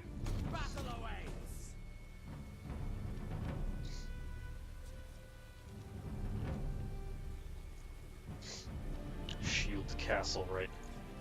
Eastern fighters. Chosen by Odin. Axemen. Long axes, right, and then we have Eastman warband. Okay. Swordsmen. Norse warriors. Right, these are our main combat units. Okay. Let's just get the main units toggled up. Eastman, Axemen. Aren't these basically Scots? Or they're just called Eastmen. Never mind. Okay, so long Axemen. I think we can keep these these 5 units in the central line. They'll form the shield wall between the trees here. Axemen. Shields ready. That'll just increase the block chance. Okay. I think we can actually keep the bodyguard in the center as well. I think Adic's unit is strong enough to do that, so we'll keep him in the center. Spearmen. Where's the fight? There we go. So that'll be the main unit. Guard mode. Then we'll keep... So the long axes need to charge, that's their main idea here. So we'll keep the cavalry, I think, on the far flank, left side, and then axemen on the flank, and then reserves in the center here. And then this long axeman can stay on the left flank to charge. And then the 2 skirmishers can skirmish mode, standard shots, fine, toggle fire, oil, yeah, that's all good. Can't they do spread out?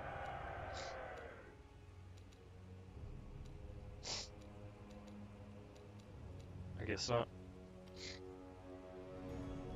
Well, anyways. So these are the reserves. Axemen will hold the right flank.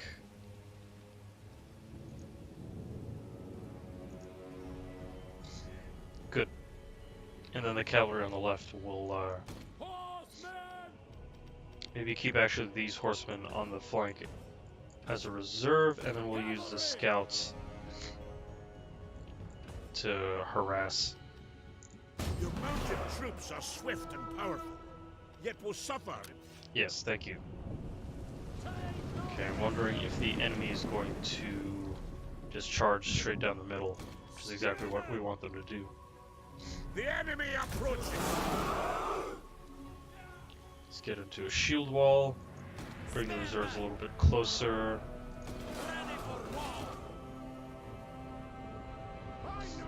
Let's see, let's target down the enemy archers.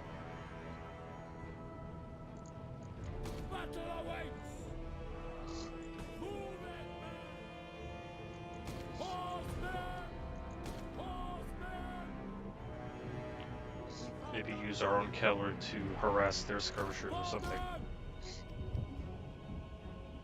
Make them pay. We have discovered the enemy's hidden units. Axemen. Our hidden units have been discovered. Where's the fight? Wipe them from history. Okay, so our long axes will be able to tear through their flanks, which is exactly what we want them to do. Alright, target their archers, please. Let's go skirmish with their cavalry.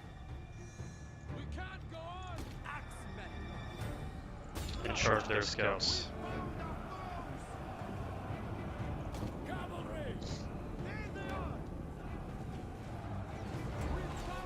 No.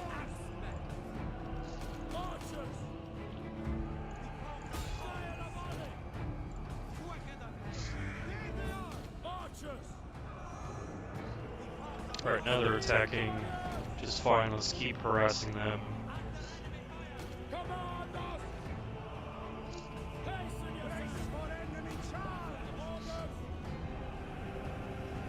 Okay, let's keep the scouts a little bit closer. We don't want to lose them.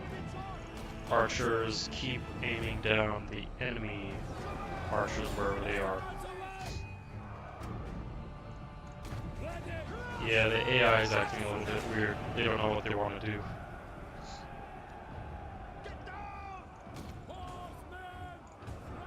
Our general is under attack. Ready for war. There we go.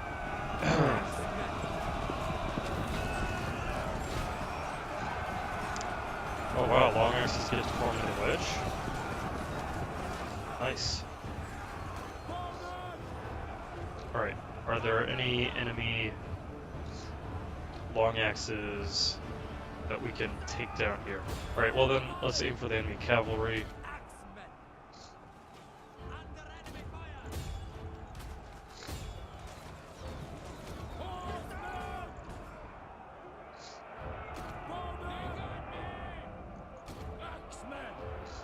Alright, let's start flanking. I think the shield wall will basically hold for quite a while. Let's bring in this unit of long axes to get ready to charge. We're going to catch their scouts with our Eastern horsemen. Let's go take care of them. Yeah.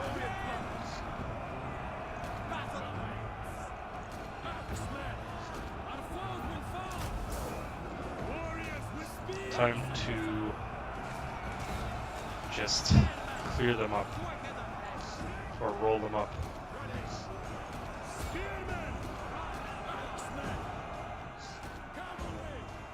Where are our long axemen? Let's get them onto the flank.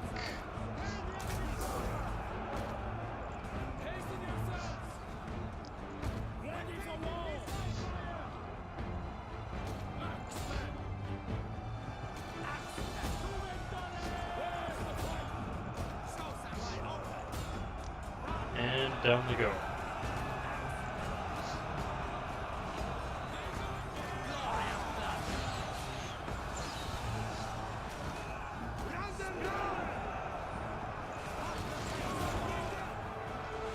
See, they flee before our might. They do Our indeed. men have turned tail and run, the cowards.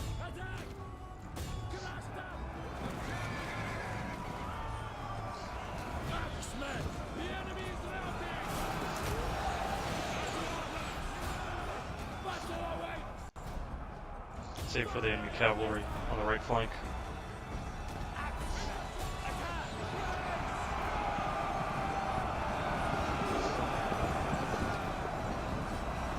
Oh, rear attack by the long axemen.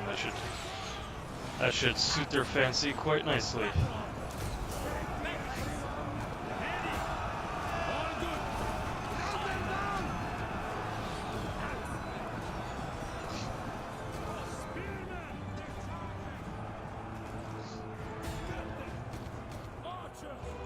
Okay, good.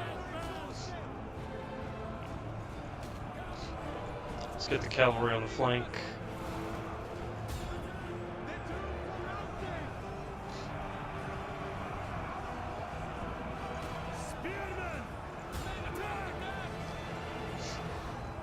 So Eric doesn't die in the last session here.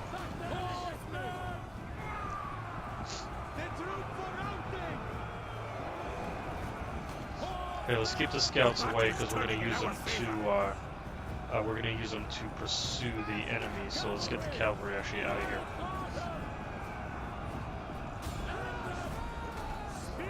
The men have been routed. They are leaving the field.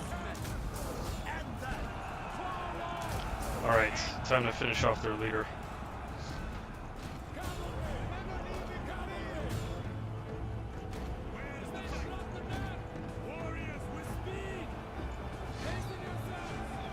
The enemy general is dead. Excellent. All right, let's get the cavalry on the enemy to clean them up.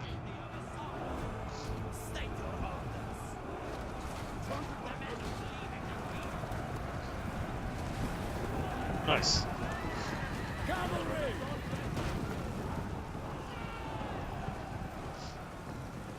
And now we're just wrapping them up. Yep. Good. They're down. That wasn't too hard. Yeah, the AI is total war AI. I mean, what are you gonna do about it? But we had to fight this because we didn't want to risk losing it. But hey, Adek had a nice fight, which is great.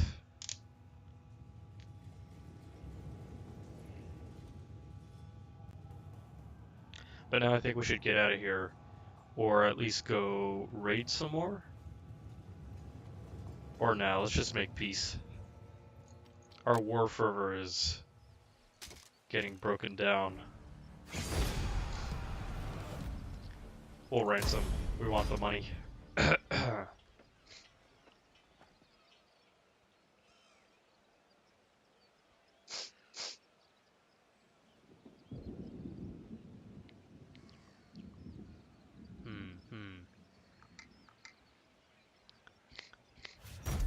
Excellent, excellent.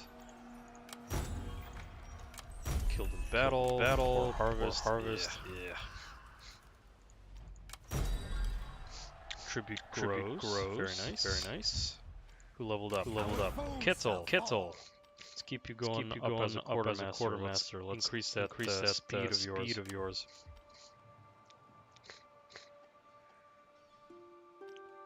Okay, we're gonna bring Adek down to take care of Aberte. Our foes shall fall. Wait for new orders, men. And then In Odin's name.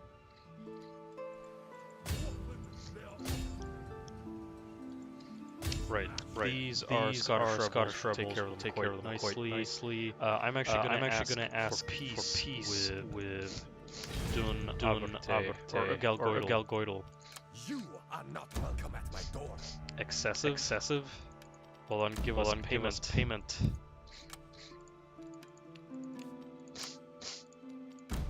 You are lucky. We are willing to end the war. Okay, let's do 600.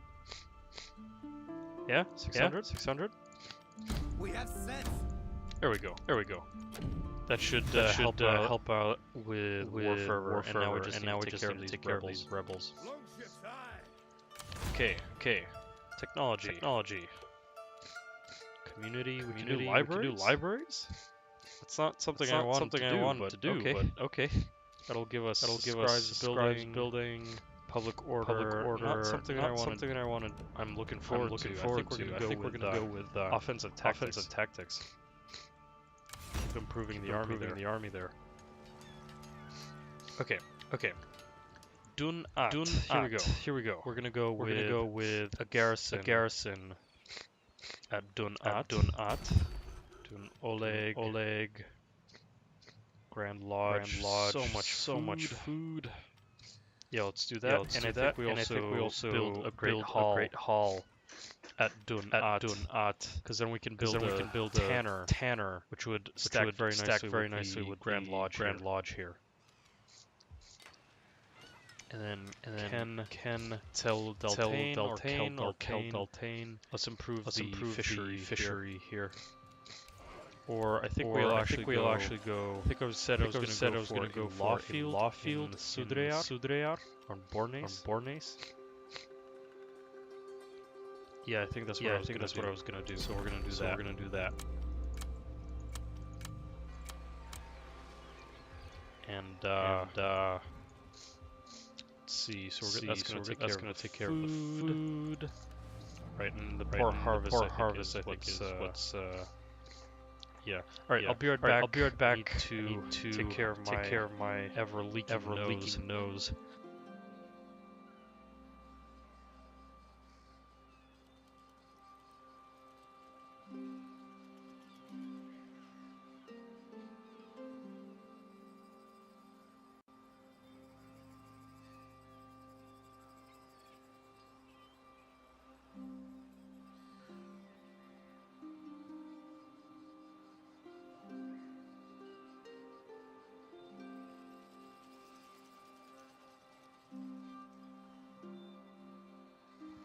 We are back. Okay. So now that we have basically peace with most of our enemies, I would love to continue raiding because we still want that expedition to be activated, and for the tribute to go up. We still need Dun Aberte. We're basically in a position to attack Klut. Maybe work on a massive fast war against them. Let's take a look at the diplomacy. Strat. They have an alliance with or defensive alliance with Kirsen. I think we've actually finished off the enemy Fortru. They're finished off. Yeah. Orkniar killed them off. Right. And we still need to go for an alliance with Dublin. We may both benefit from this meeting. How about we arrange a marriage? With that military alliance? No? Okay. Defensive pact? No. We could pay. Jeez. People. No. They don't really like us that much. Gwyneth don't really care much about Gwyneth. Again, I don't want to make much diplomatic. Though we could try to draw money from everyone, which improve diplomacy. Right, what were we going to do at Yoa? I think we're actually gonna. I think that's where we're gonna build the thing. So Bornes, we can actually cancel that and build the thing We can't actually build a thing in Yoa, so we're going to build the thing in Bornase. Okay, good. And then we'll be able to start researching military support and whatnot. But for the time being, we are researching melee units into offensive tactics here. Not possible. Alright, so Eirik is going to go take care of the enemy here, Dun Aberte, and then we'll go from there. Our foes will suffer. Right, we have now access to shield biters, and they need, what do they need? More tech.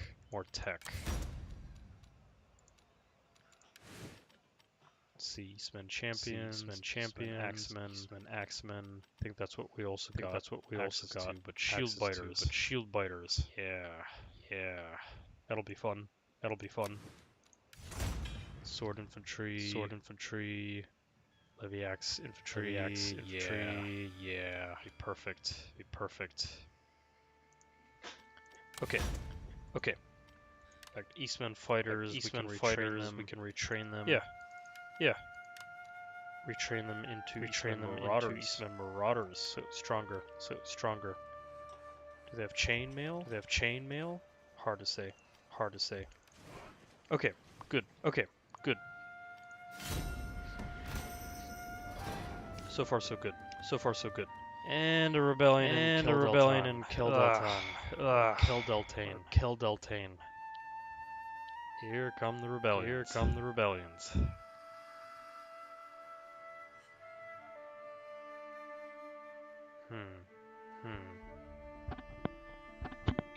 I think in that case we're going to send Eirik sell Daltane to prevent the rebels from taking it. And then once we defeat the rebels down there, Eirik will come down and take the minor settlement down south there. Yeah. My abilities have been boosted. Unless the Scots start attacking us. Ugh. Eliminate the Scots. Your warfare will increase. Okay, Finnbogi, let's get you with a scribe, a governor currently. We serve to the end. Never. Alright, Eirik. Ready, Osman. Go take care of this. That'll be next turn. How long will it take Kettle to get down here? 3 turns. That's not nice, especially considering that the Scots are on the warpath. Suppose we go to war.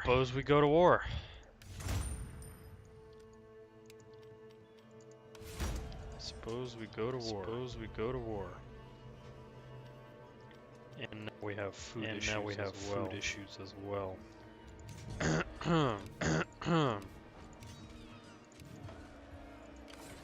Well, time to get moving.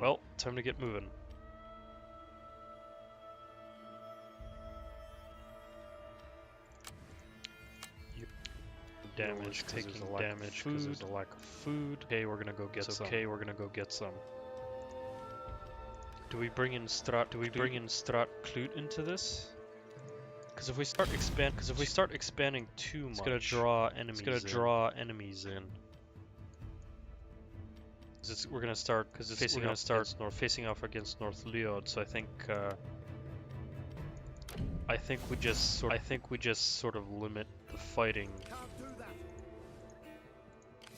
Okay, so we'll have to march through Strat Klut land, but that's blocked off. So in that case, we'll just head towards Dunnectane with Kettle. Massacre them. And we can't really recruit any more units because we have too many. In fact, I think with Kettle here, or Eirik, we can merge units just to reduce the economic strain on us. Yep. Good. And the poor harvest obviously doesn't help here. Fleet stands ready. Adik is probably going to die soon. Often they're off. Ugh, okay.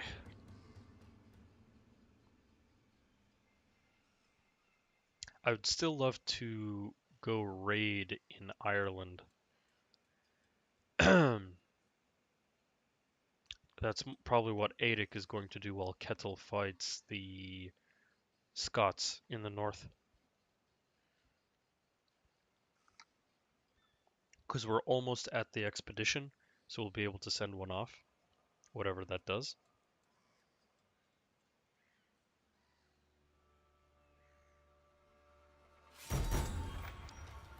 Gisli and Oz. I mean, Gisli, you're not gonna last that long. But she will help you out in terms of loyalty and zeal and whatnot. Lower my influence or characters marry Oz. No, it's okay. I think it's fine. Because I haven't really found a purpose for Oz yet, so sure. It's fine.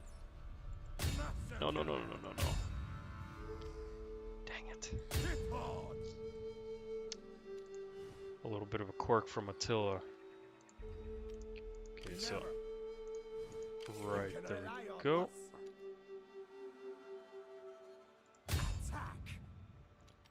Alright, Kettle, get a move on. Start taking over the enemy's land here.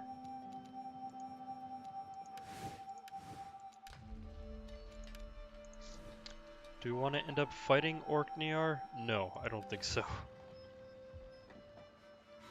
Okay, food and... Here, let's try to reduce taxes here.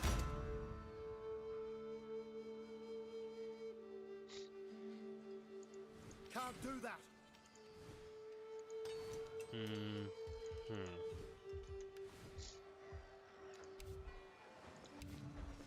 Can we build a fishery somewhere? No, not really. Looks like we're gonna have to keep the taxes up for the moment. Yep. Yoa, let's see, that's gonna be trade. It's a trade post, so I think the Tanner would do quite nicely here. Or a bell tower. Let's keep the money with us for the moment. Yeah.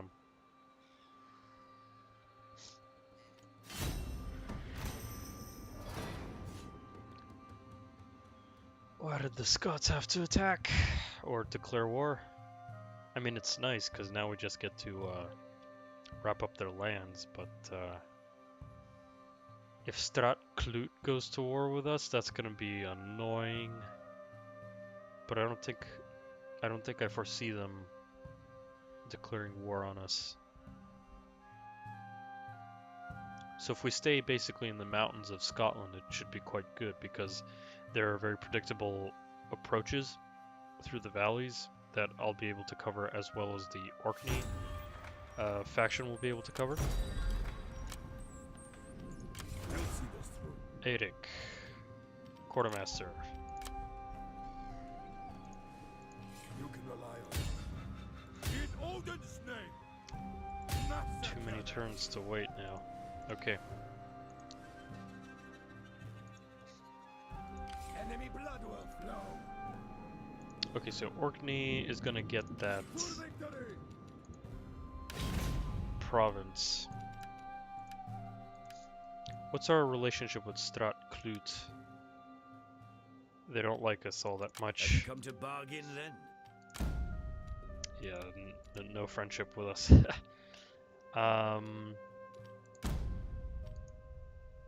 Alwyn? That'll reduce the command, but yeah. Hakon's a good commander. I don't want to reduce his command. Orkneyar. My halls are enriched by your visit. Take a seat. This is not... Okay, let's pay for the military access. Okay, let's go with 600, because 740 is a little bit too much. Okay, 500. 400.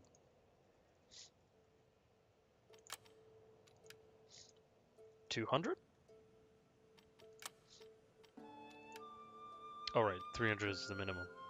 Yeah, okay, that's fine. I can accept. Finally. Okay, Dublin, My improving. halls are enriched by your visit. Take a seat. They really don't want to talk to us. Not much. Okay. Fine. We will bring you glory. Okay, how can we best fight against the Scots? We could go all the way around and attack from the east. That'll take time.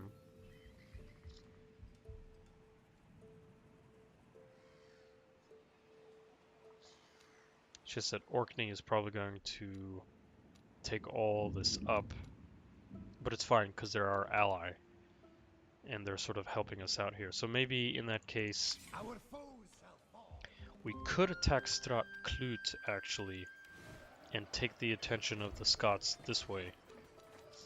Since Strat Clut is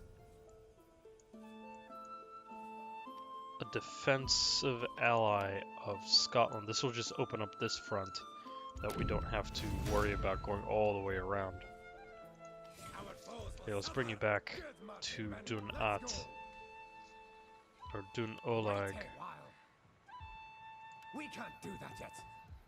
That is not yet. And then I think from there we'll actually attack Strat Clut, I think. We pledge your service. Right, okay, food's okay. Public order's gonna get better with the garrison. That'll also give us access to the military support tech. Good.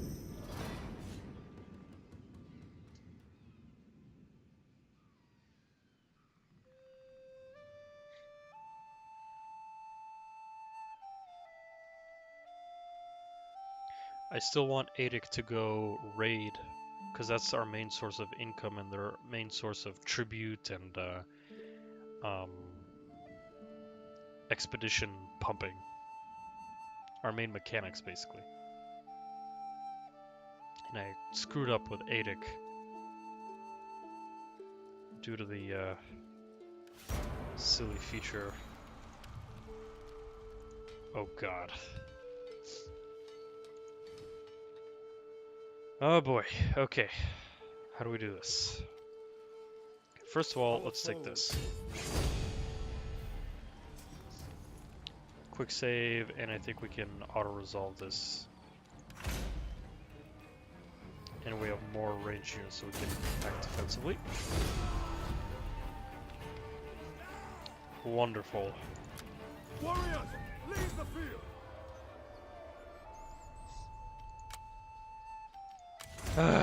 Should have fought that myself. Just fighters, support. We could go with retinue sword infantry, trained fighters. Yeah, let's do that. Okay, we need to get. Yeah, this is a problem. Let's reduce the tax rates because there's already too much here. Upper Croissant. How much would it take to get? Okay, no. We need to go take care of all these rebel problems. Let's get Kettle over here. Man, that I messed that one up. Wait a while. Okay, so Erik is gonna go to Yoa, We'll see this through. and we're gonna deal with it that way. Gonna go to Yoa, and then from Yoa probably gonna sail back up towards Aporkrosan, or from Yoa back down to Kel Daltane. Yeah. Okay, so the war against the Scots is gonna need to be put off for the time being. Yeah, the Orkney is gonna have a blast of a time here with Sigurd. They're good. I need to take care of some domestic issues here. Okay, let's work on food production with these fishing wharves.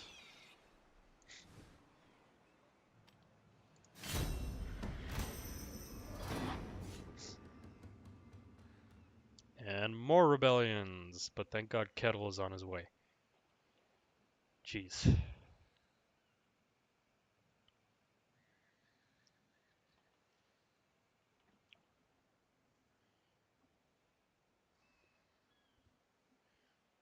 have been a couple of areas that I think I mismanaged. Some minor tactical mistakes in terms of moving the army of Aedic against the enemy village from the sea, not from the land. Again, that was mostly a misclick. One of your armies is running low on supplies. Be sure to keep your armies well supplied, for they will suffer attrition should their stores run dry. Thank you. Alright, let's get Aedic out of here. We pledge our service. Your army will be joined by reinforcements in battle should you... Rebels down. Very good. Let's go ransom them. Right, a few supplies for Aedic. And Kettle, make your way down to Dun Aborte.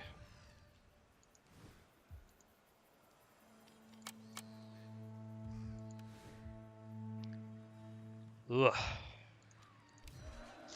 Nasty stuff.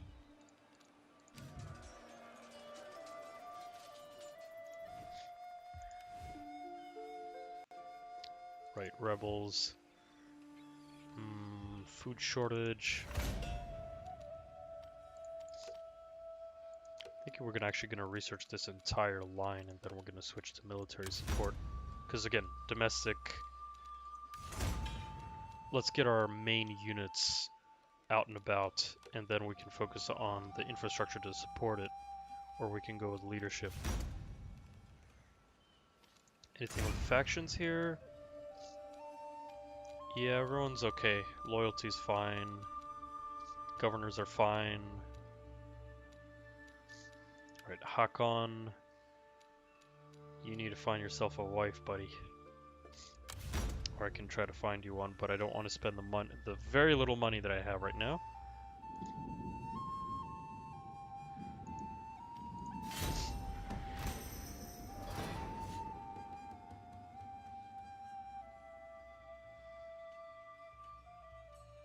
Alright, it's probably gonna be just let Kettle take care of all these problems.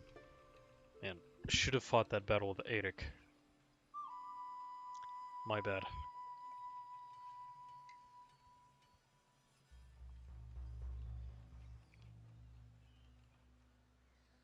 Are they gonna take this? They probably are. Nasty. One of your armies has run out of supplies. Take steps to resupply them before their strength is decimated by desertion. Well. Alright. Gisli. Keen on fishing. You are in Yoa, right? Yeah, you're in Yoa. Keep improving the scribe. Income for the province, yep. And then Kormakar, also scribe. You can rely on us. Ready for combat. Okay, We can't. I think Gudrodr is probably gonna take Dun Aberte. It would be nasty if he did, but what are you gonna do? Let's keep marching down. This is the only place that we can get on boats anyways and take this back. So, We pledge your service.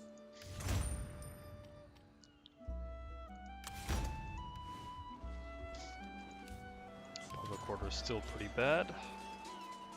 But it's okay, it's getting a little bit better. Food's still a problem. Here, let's merge these units, kick this one out, merge these units. Apor Krosan, what's the issue here? Rebels still getting really strong. Enemy blood will flow. Again, because we're losing our food areas. That's why. We'll see this through. Probably actually just disband these weak warbands, I'm thinking.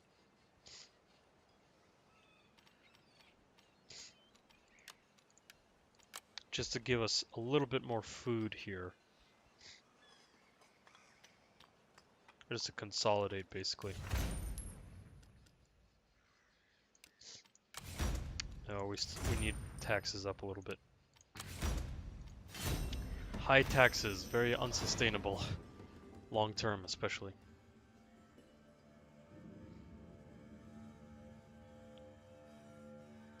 Thankfully, Orkney can just take care of the war against Scotland, which is nice. I suppose then we can focus on Ireland once we stabilize our situation here. Galgoidal, of course you do that, because you are annoying. Again, we're not gonna worry about that. We need to get Kel Daltane back. Now we'll see. Okay, Finnbogi. Keep improving your scribdom. You can rely on us. Slow speed for docking. For the Old Father. We are men, not gods. Massacre There we them. go. We'll see this through. Okay, Eirik. You need more troops.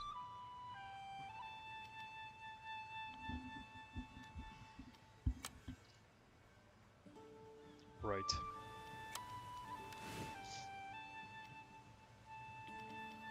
You need more troops to go take care of the rebels there, but we're gonna keep you here for the time being because we don't have that much food.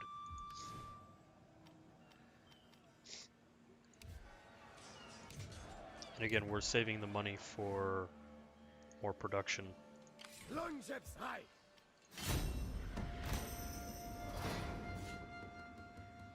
Okay, soon we'll be able to get that expedition going. I wonder what it's gonna do. Is it gonna be like the Wa mechanic from Warhammer 2, or is it going to be like, okay, here's a allied faction to you, something like that? We'll see soon enough.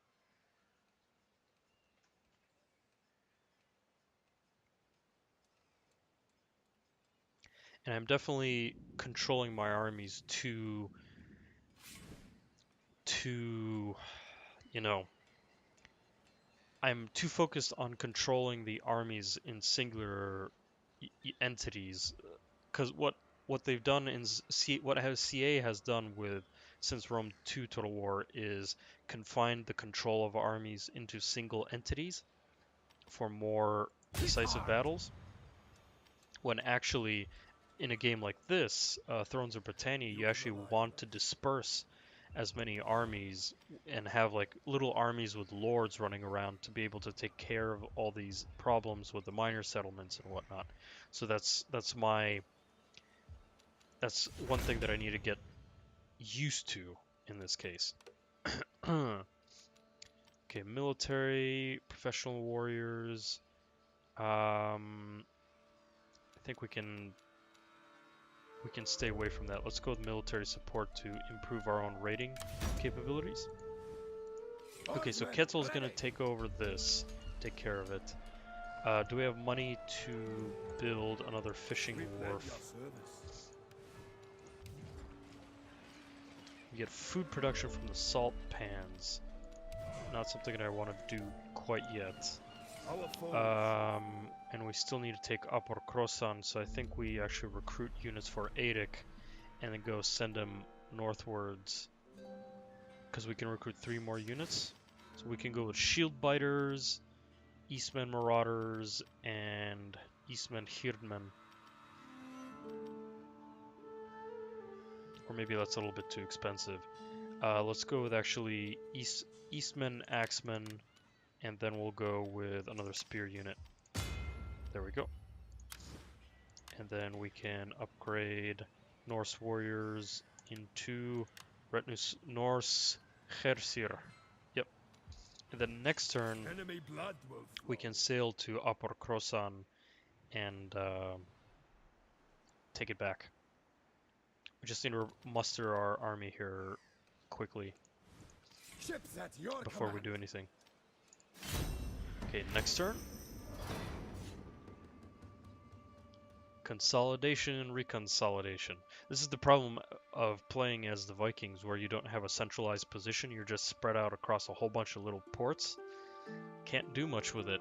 If there's one problem that arises in one minor settlement, you have to trek all the way back to it. Very little mobility here. Or I mean, the Vikings have a lot of mobility. It's just huge distances to traverse. Blockade a port. Suppose we can do that once we go against Ireland. We've got the trade. Cormacar more than enough. Well, he is the governor, so this is great. The fleet stands ready. And let's take this back.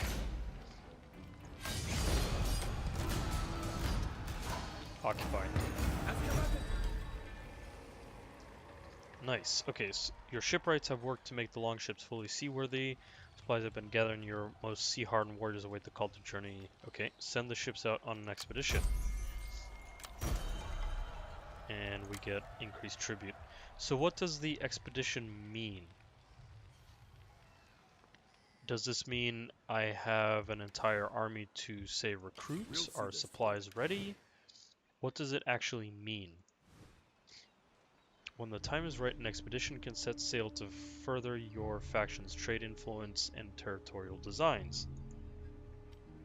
Great. I would love to do that. How do I do that? Objectives. It's not under objectives. Economy. Trade. Nope. None of that. Faction.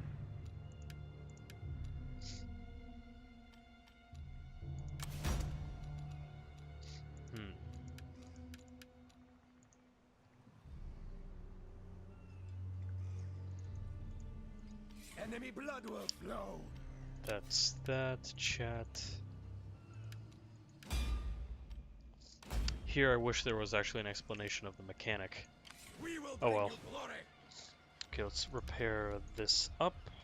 Who shall fall? And Eirik needs to sail You can rely on us. north to Upper Krosan. No. Though I could wait a little bit longer We pledge to replenish up and muster up the troops a little bit more. That might be a better idea. Wait a bit with Eirik and then head out. Our foes shall fall. And war fervor is still a problem.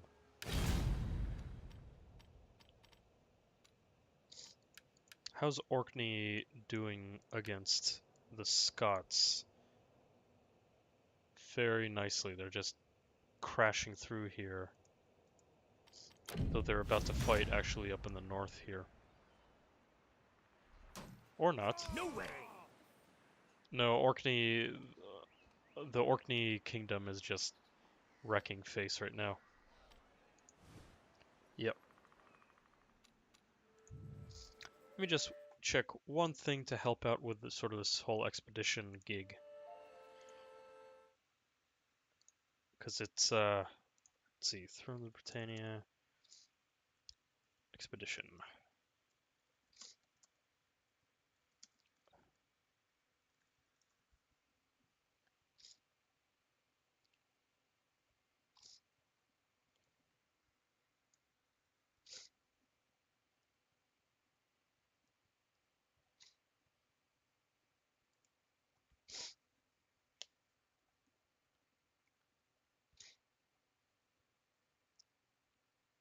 Let's see, the mechanics on the meter where you earn points, hit required points, you now triggering switches a series of event chains spread out.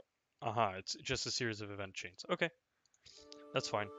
Okay, so we've conquered this village, and I think at this point we are going to call the live stream as this first set of turns were quite successful, and then we got hit by a whole bunch of rebellions and whatnot. What we're looking to do is probably send Kettle actually to raid Ireland. In fact, Ulick has come back as the dominant North Irish faction or Gaelic faction. So we're going to probably blockade this port to complete the mission that they've given us to blockade a port. Somewhere. Armies, messages. Anyways, they did give me a mission to blockade a port. We're going to attack Ulick, and we also need to destroy the Scots. So I'm probably going to go raid in Ireland, earn some cash, and then we're actually going to attack Strathclyde and open the southern front against the Scots that way, while Eirik takes care of any rebellions up here in Upper Crossan, which is going to take a little bit more time. In fact, let's recruit a couple more units for him. Eastmen Marauders or Warband. Let's go with the Marauders. And one archer unit. And then I think next turn we can set sail towards Upper Crossan and deal with the rebels there. Okay, so I thank you all for joining me for this surprise live stream of Thrones of Britannia, since I wasn't able to get to it yesterday. I hope everyone has a great day, morning, evening, or night, depending where you live. I am definitely going to be live streaming tomorrow. I'm feeling some Battle Brothers tomorrow. I'm going to start sort of skipping around different games rather than following a set schedule of games. So I'll be live streaming tomorrow at 7:30 p.m. Eastern Short Time. Battle Brothers, so please check me out then. If you like the content, please follow, and I'll see you tomorrow. Thank you very much, and have a great day.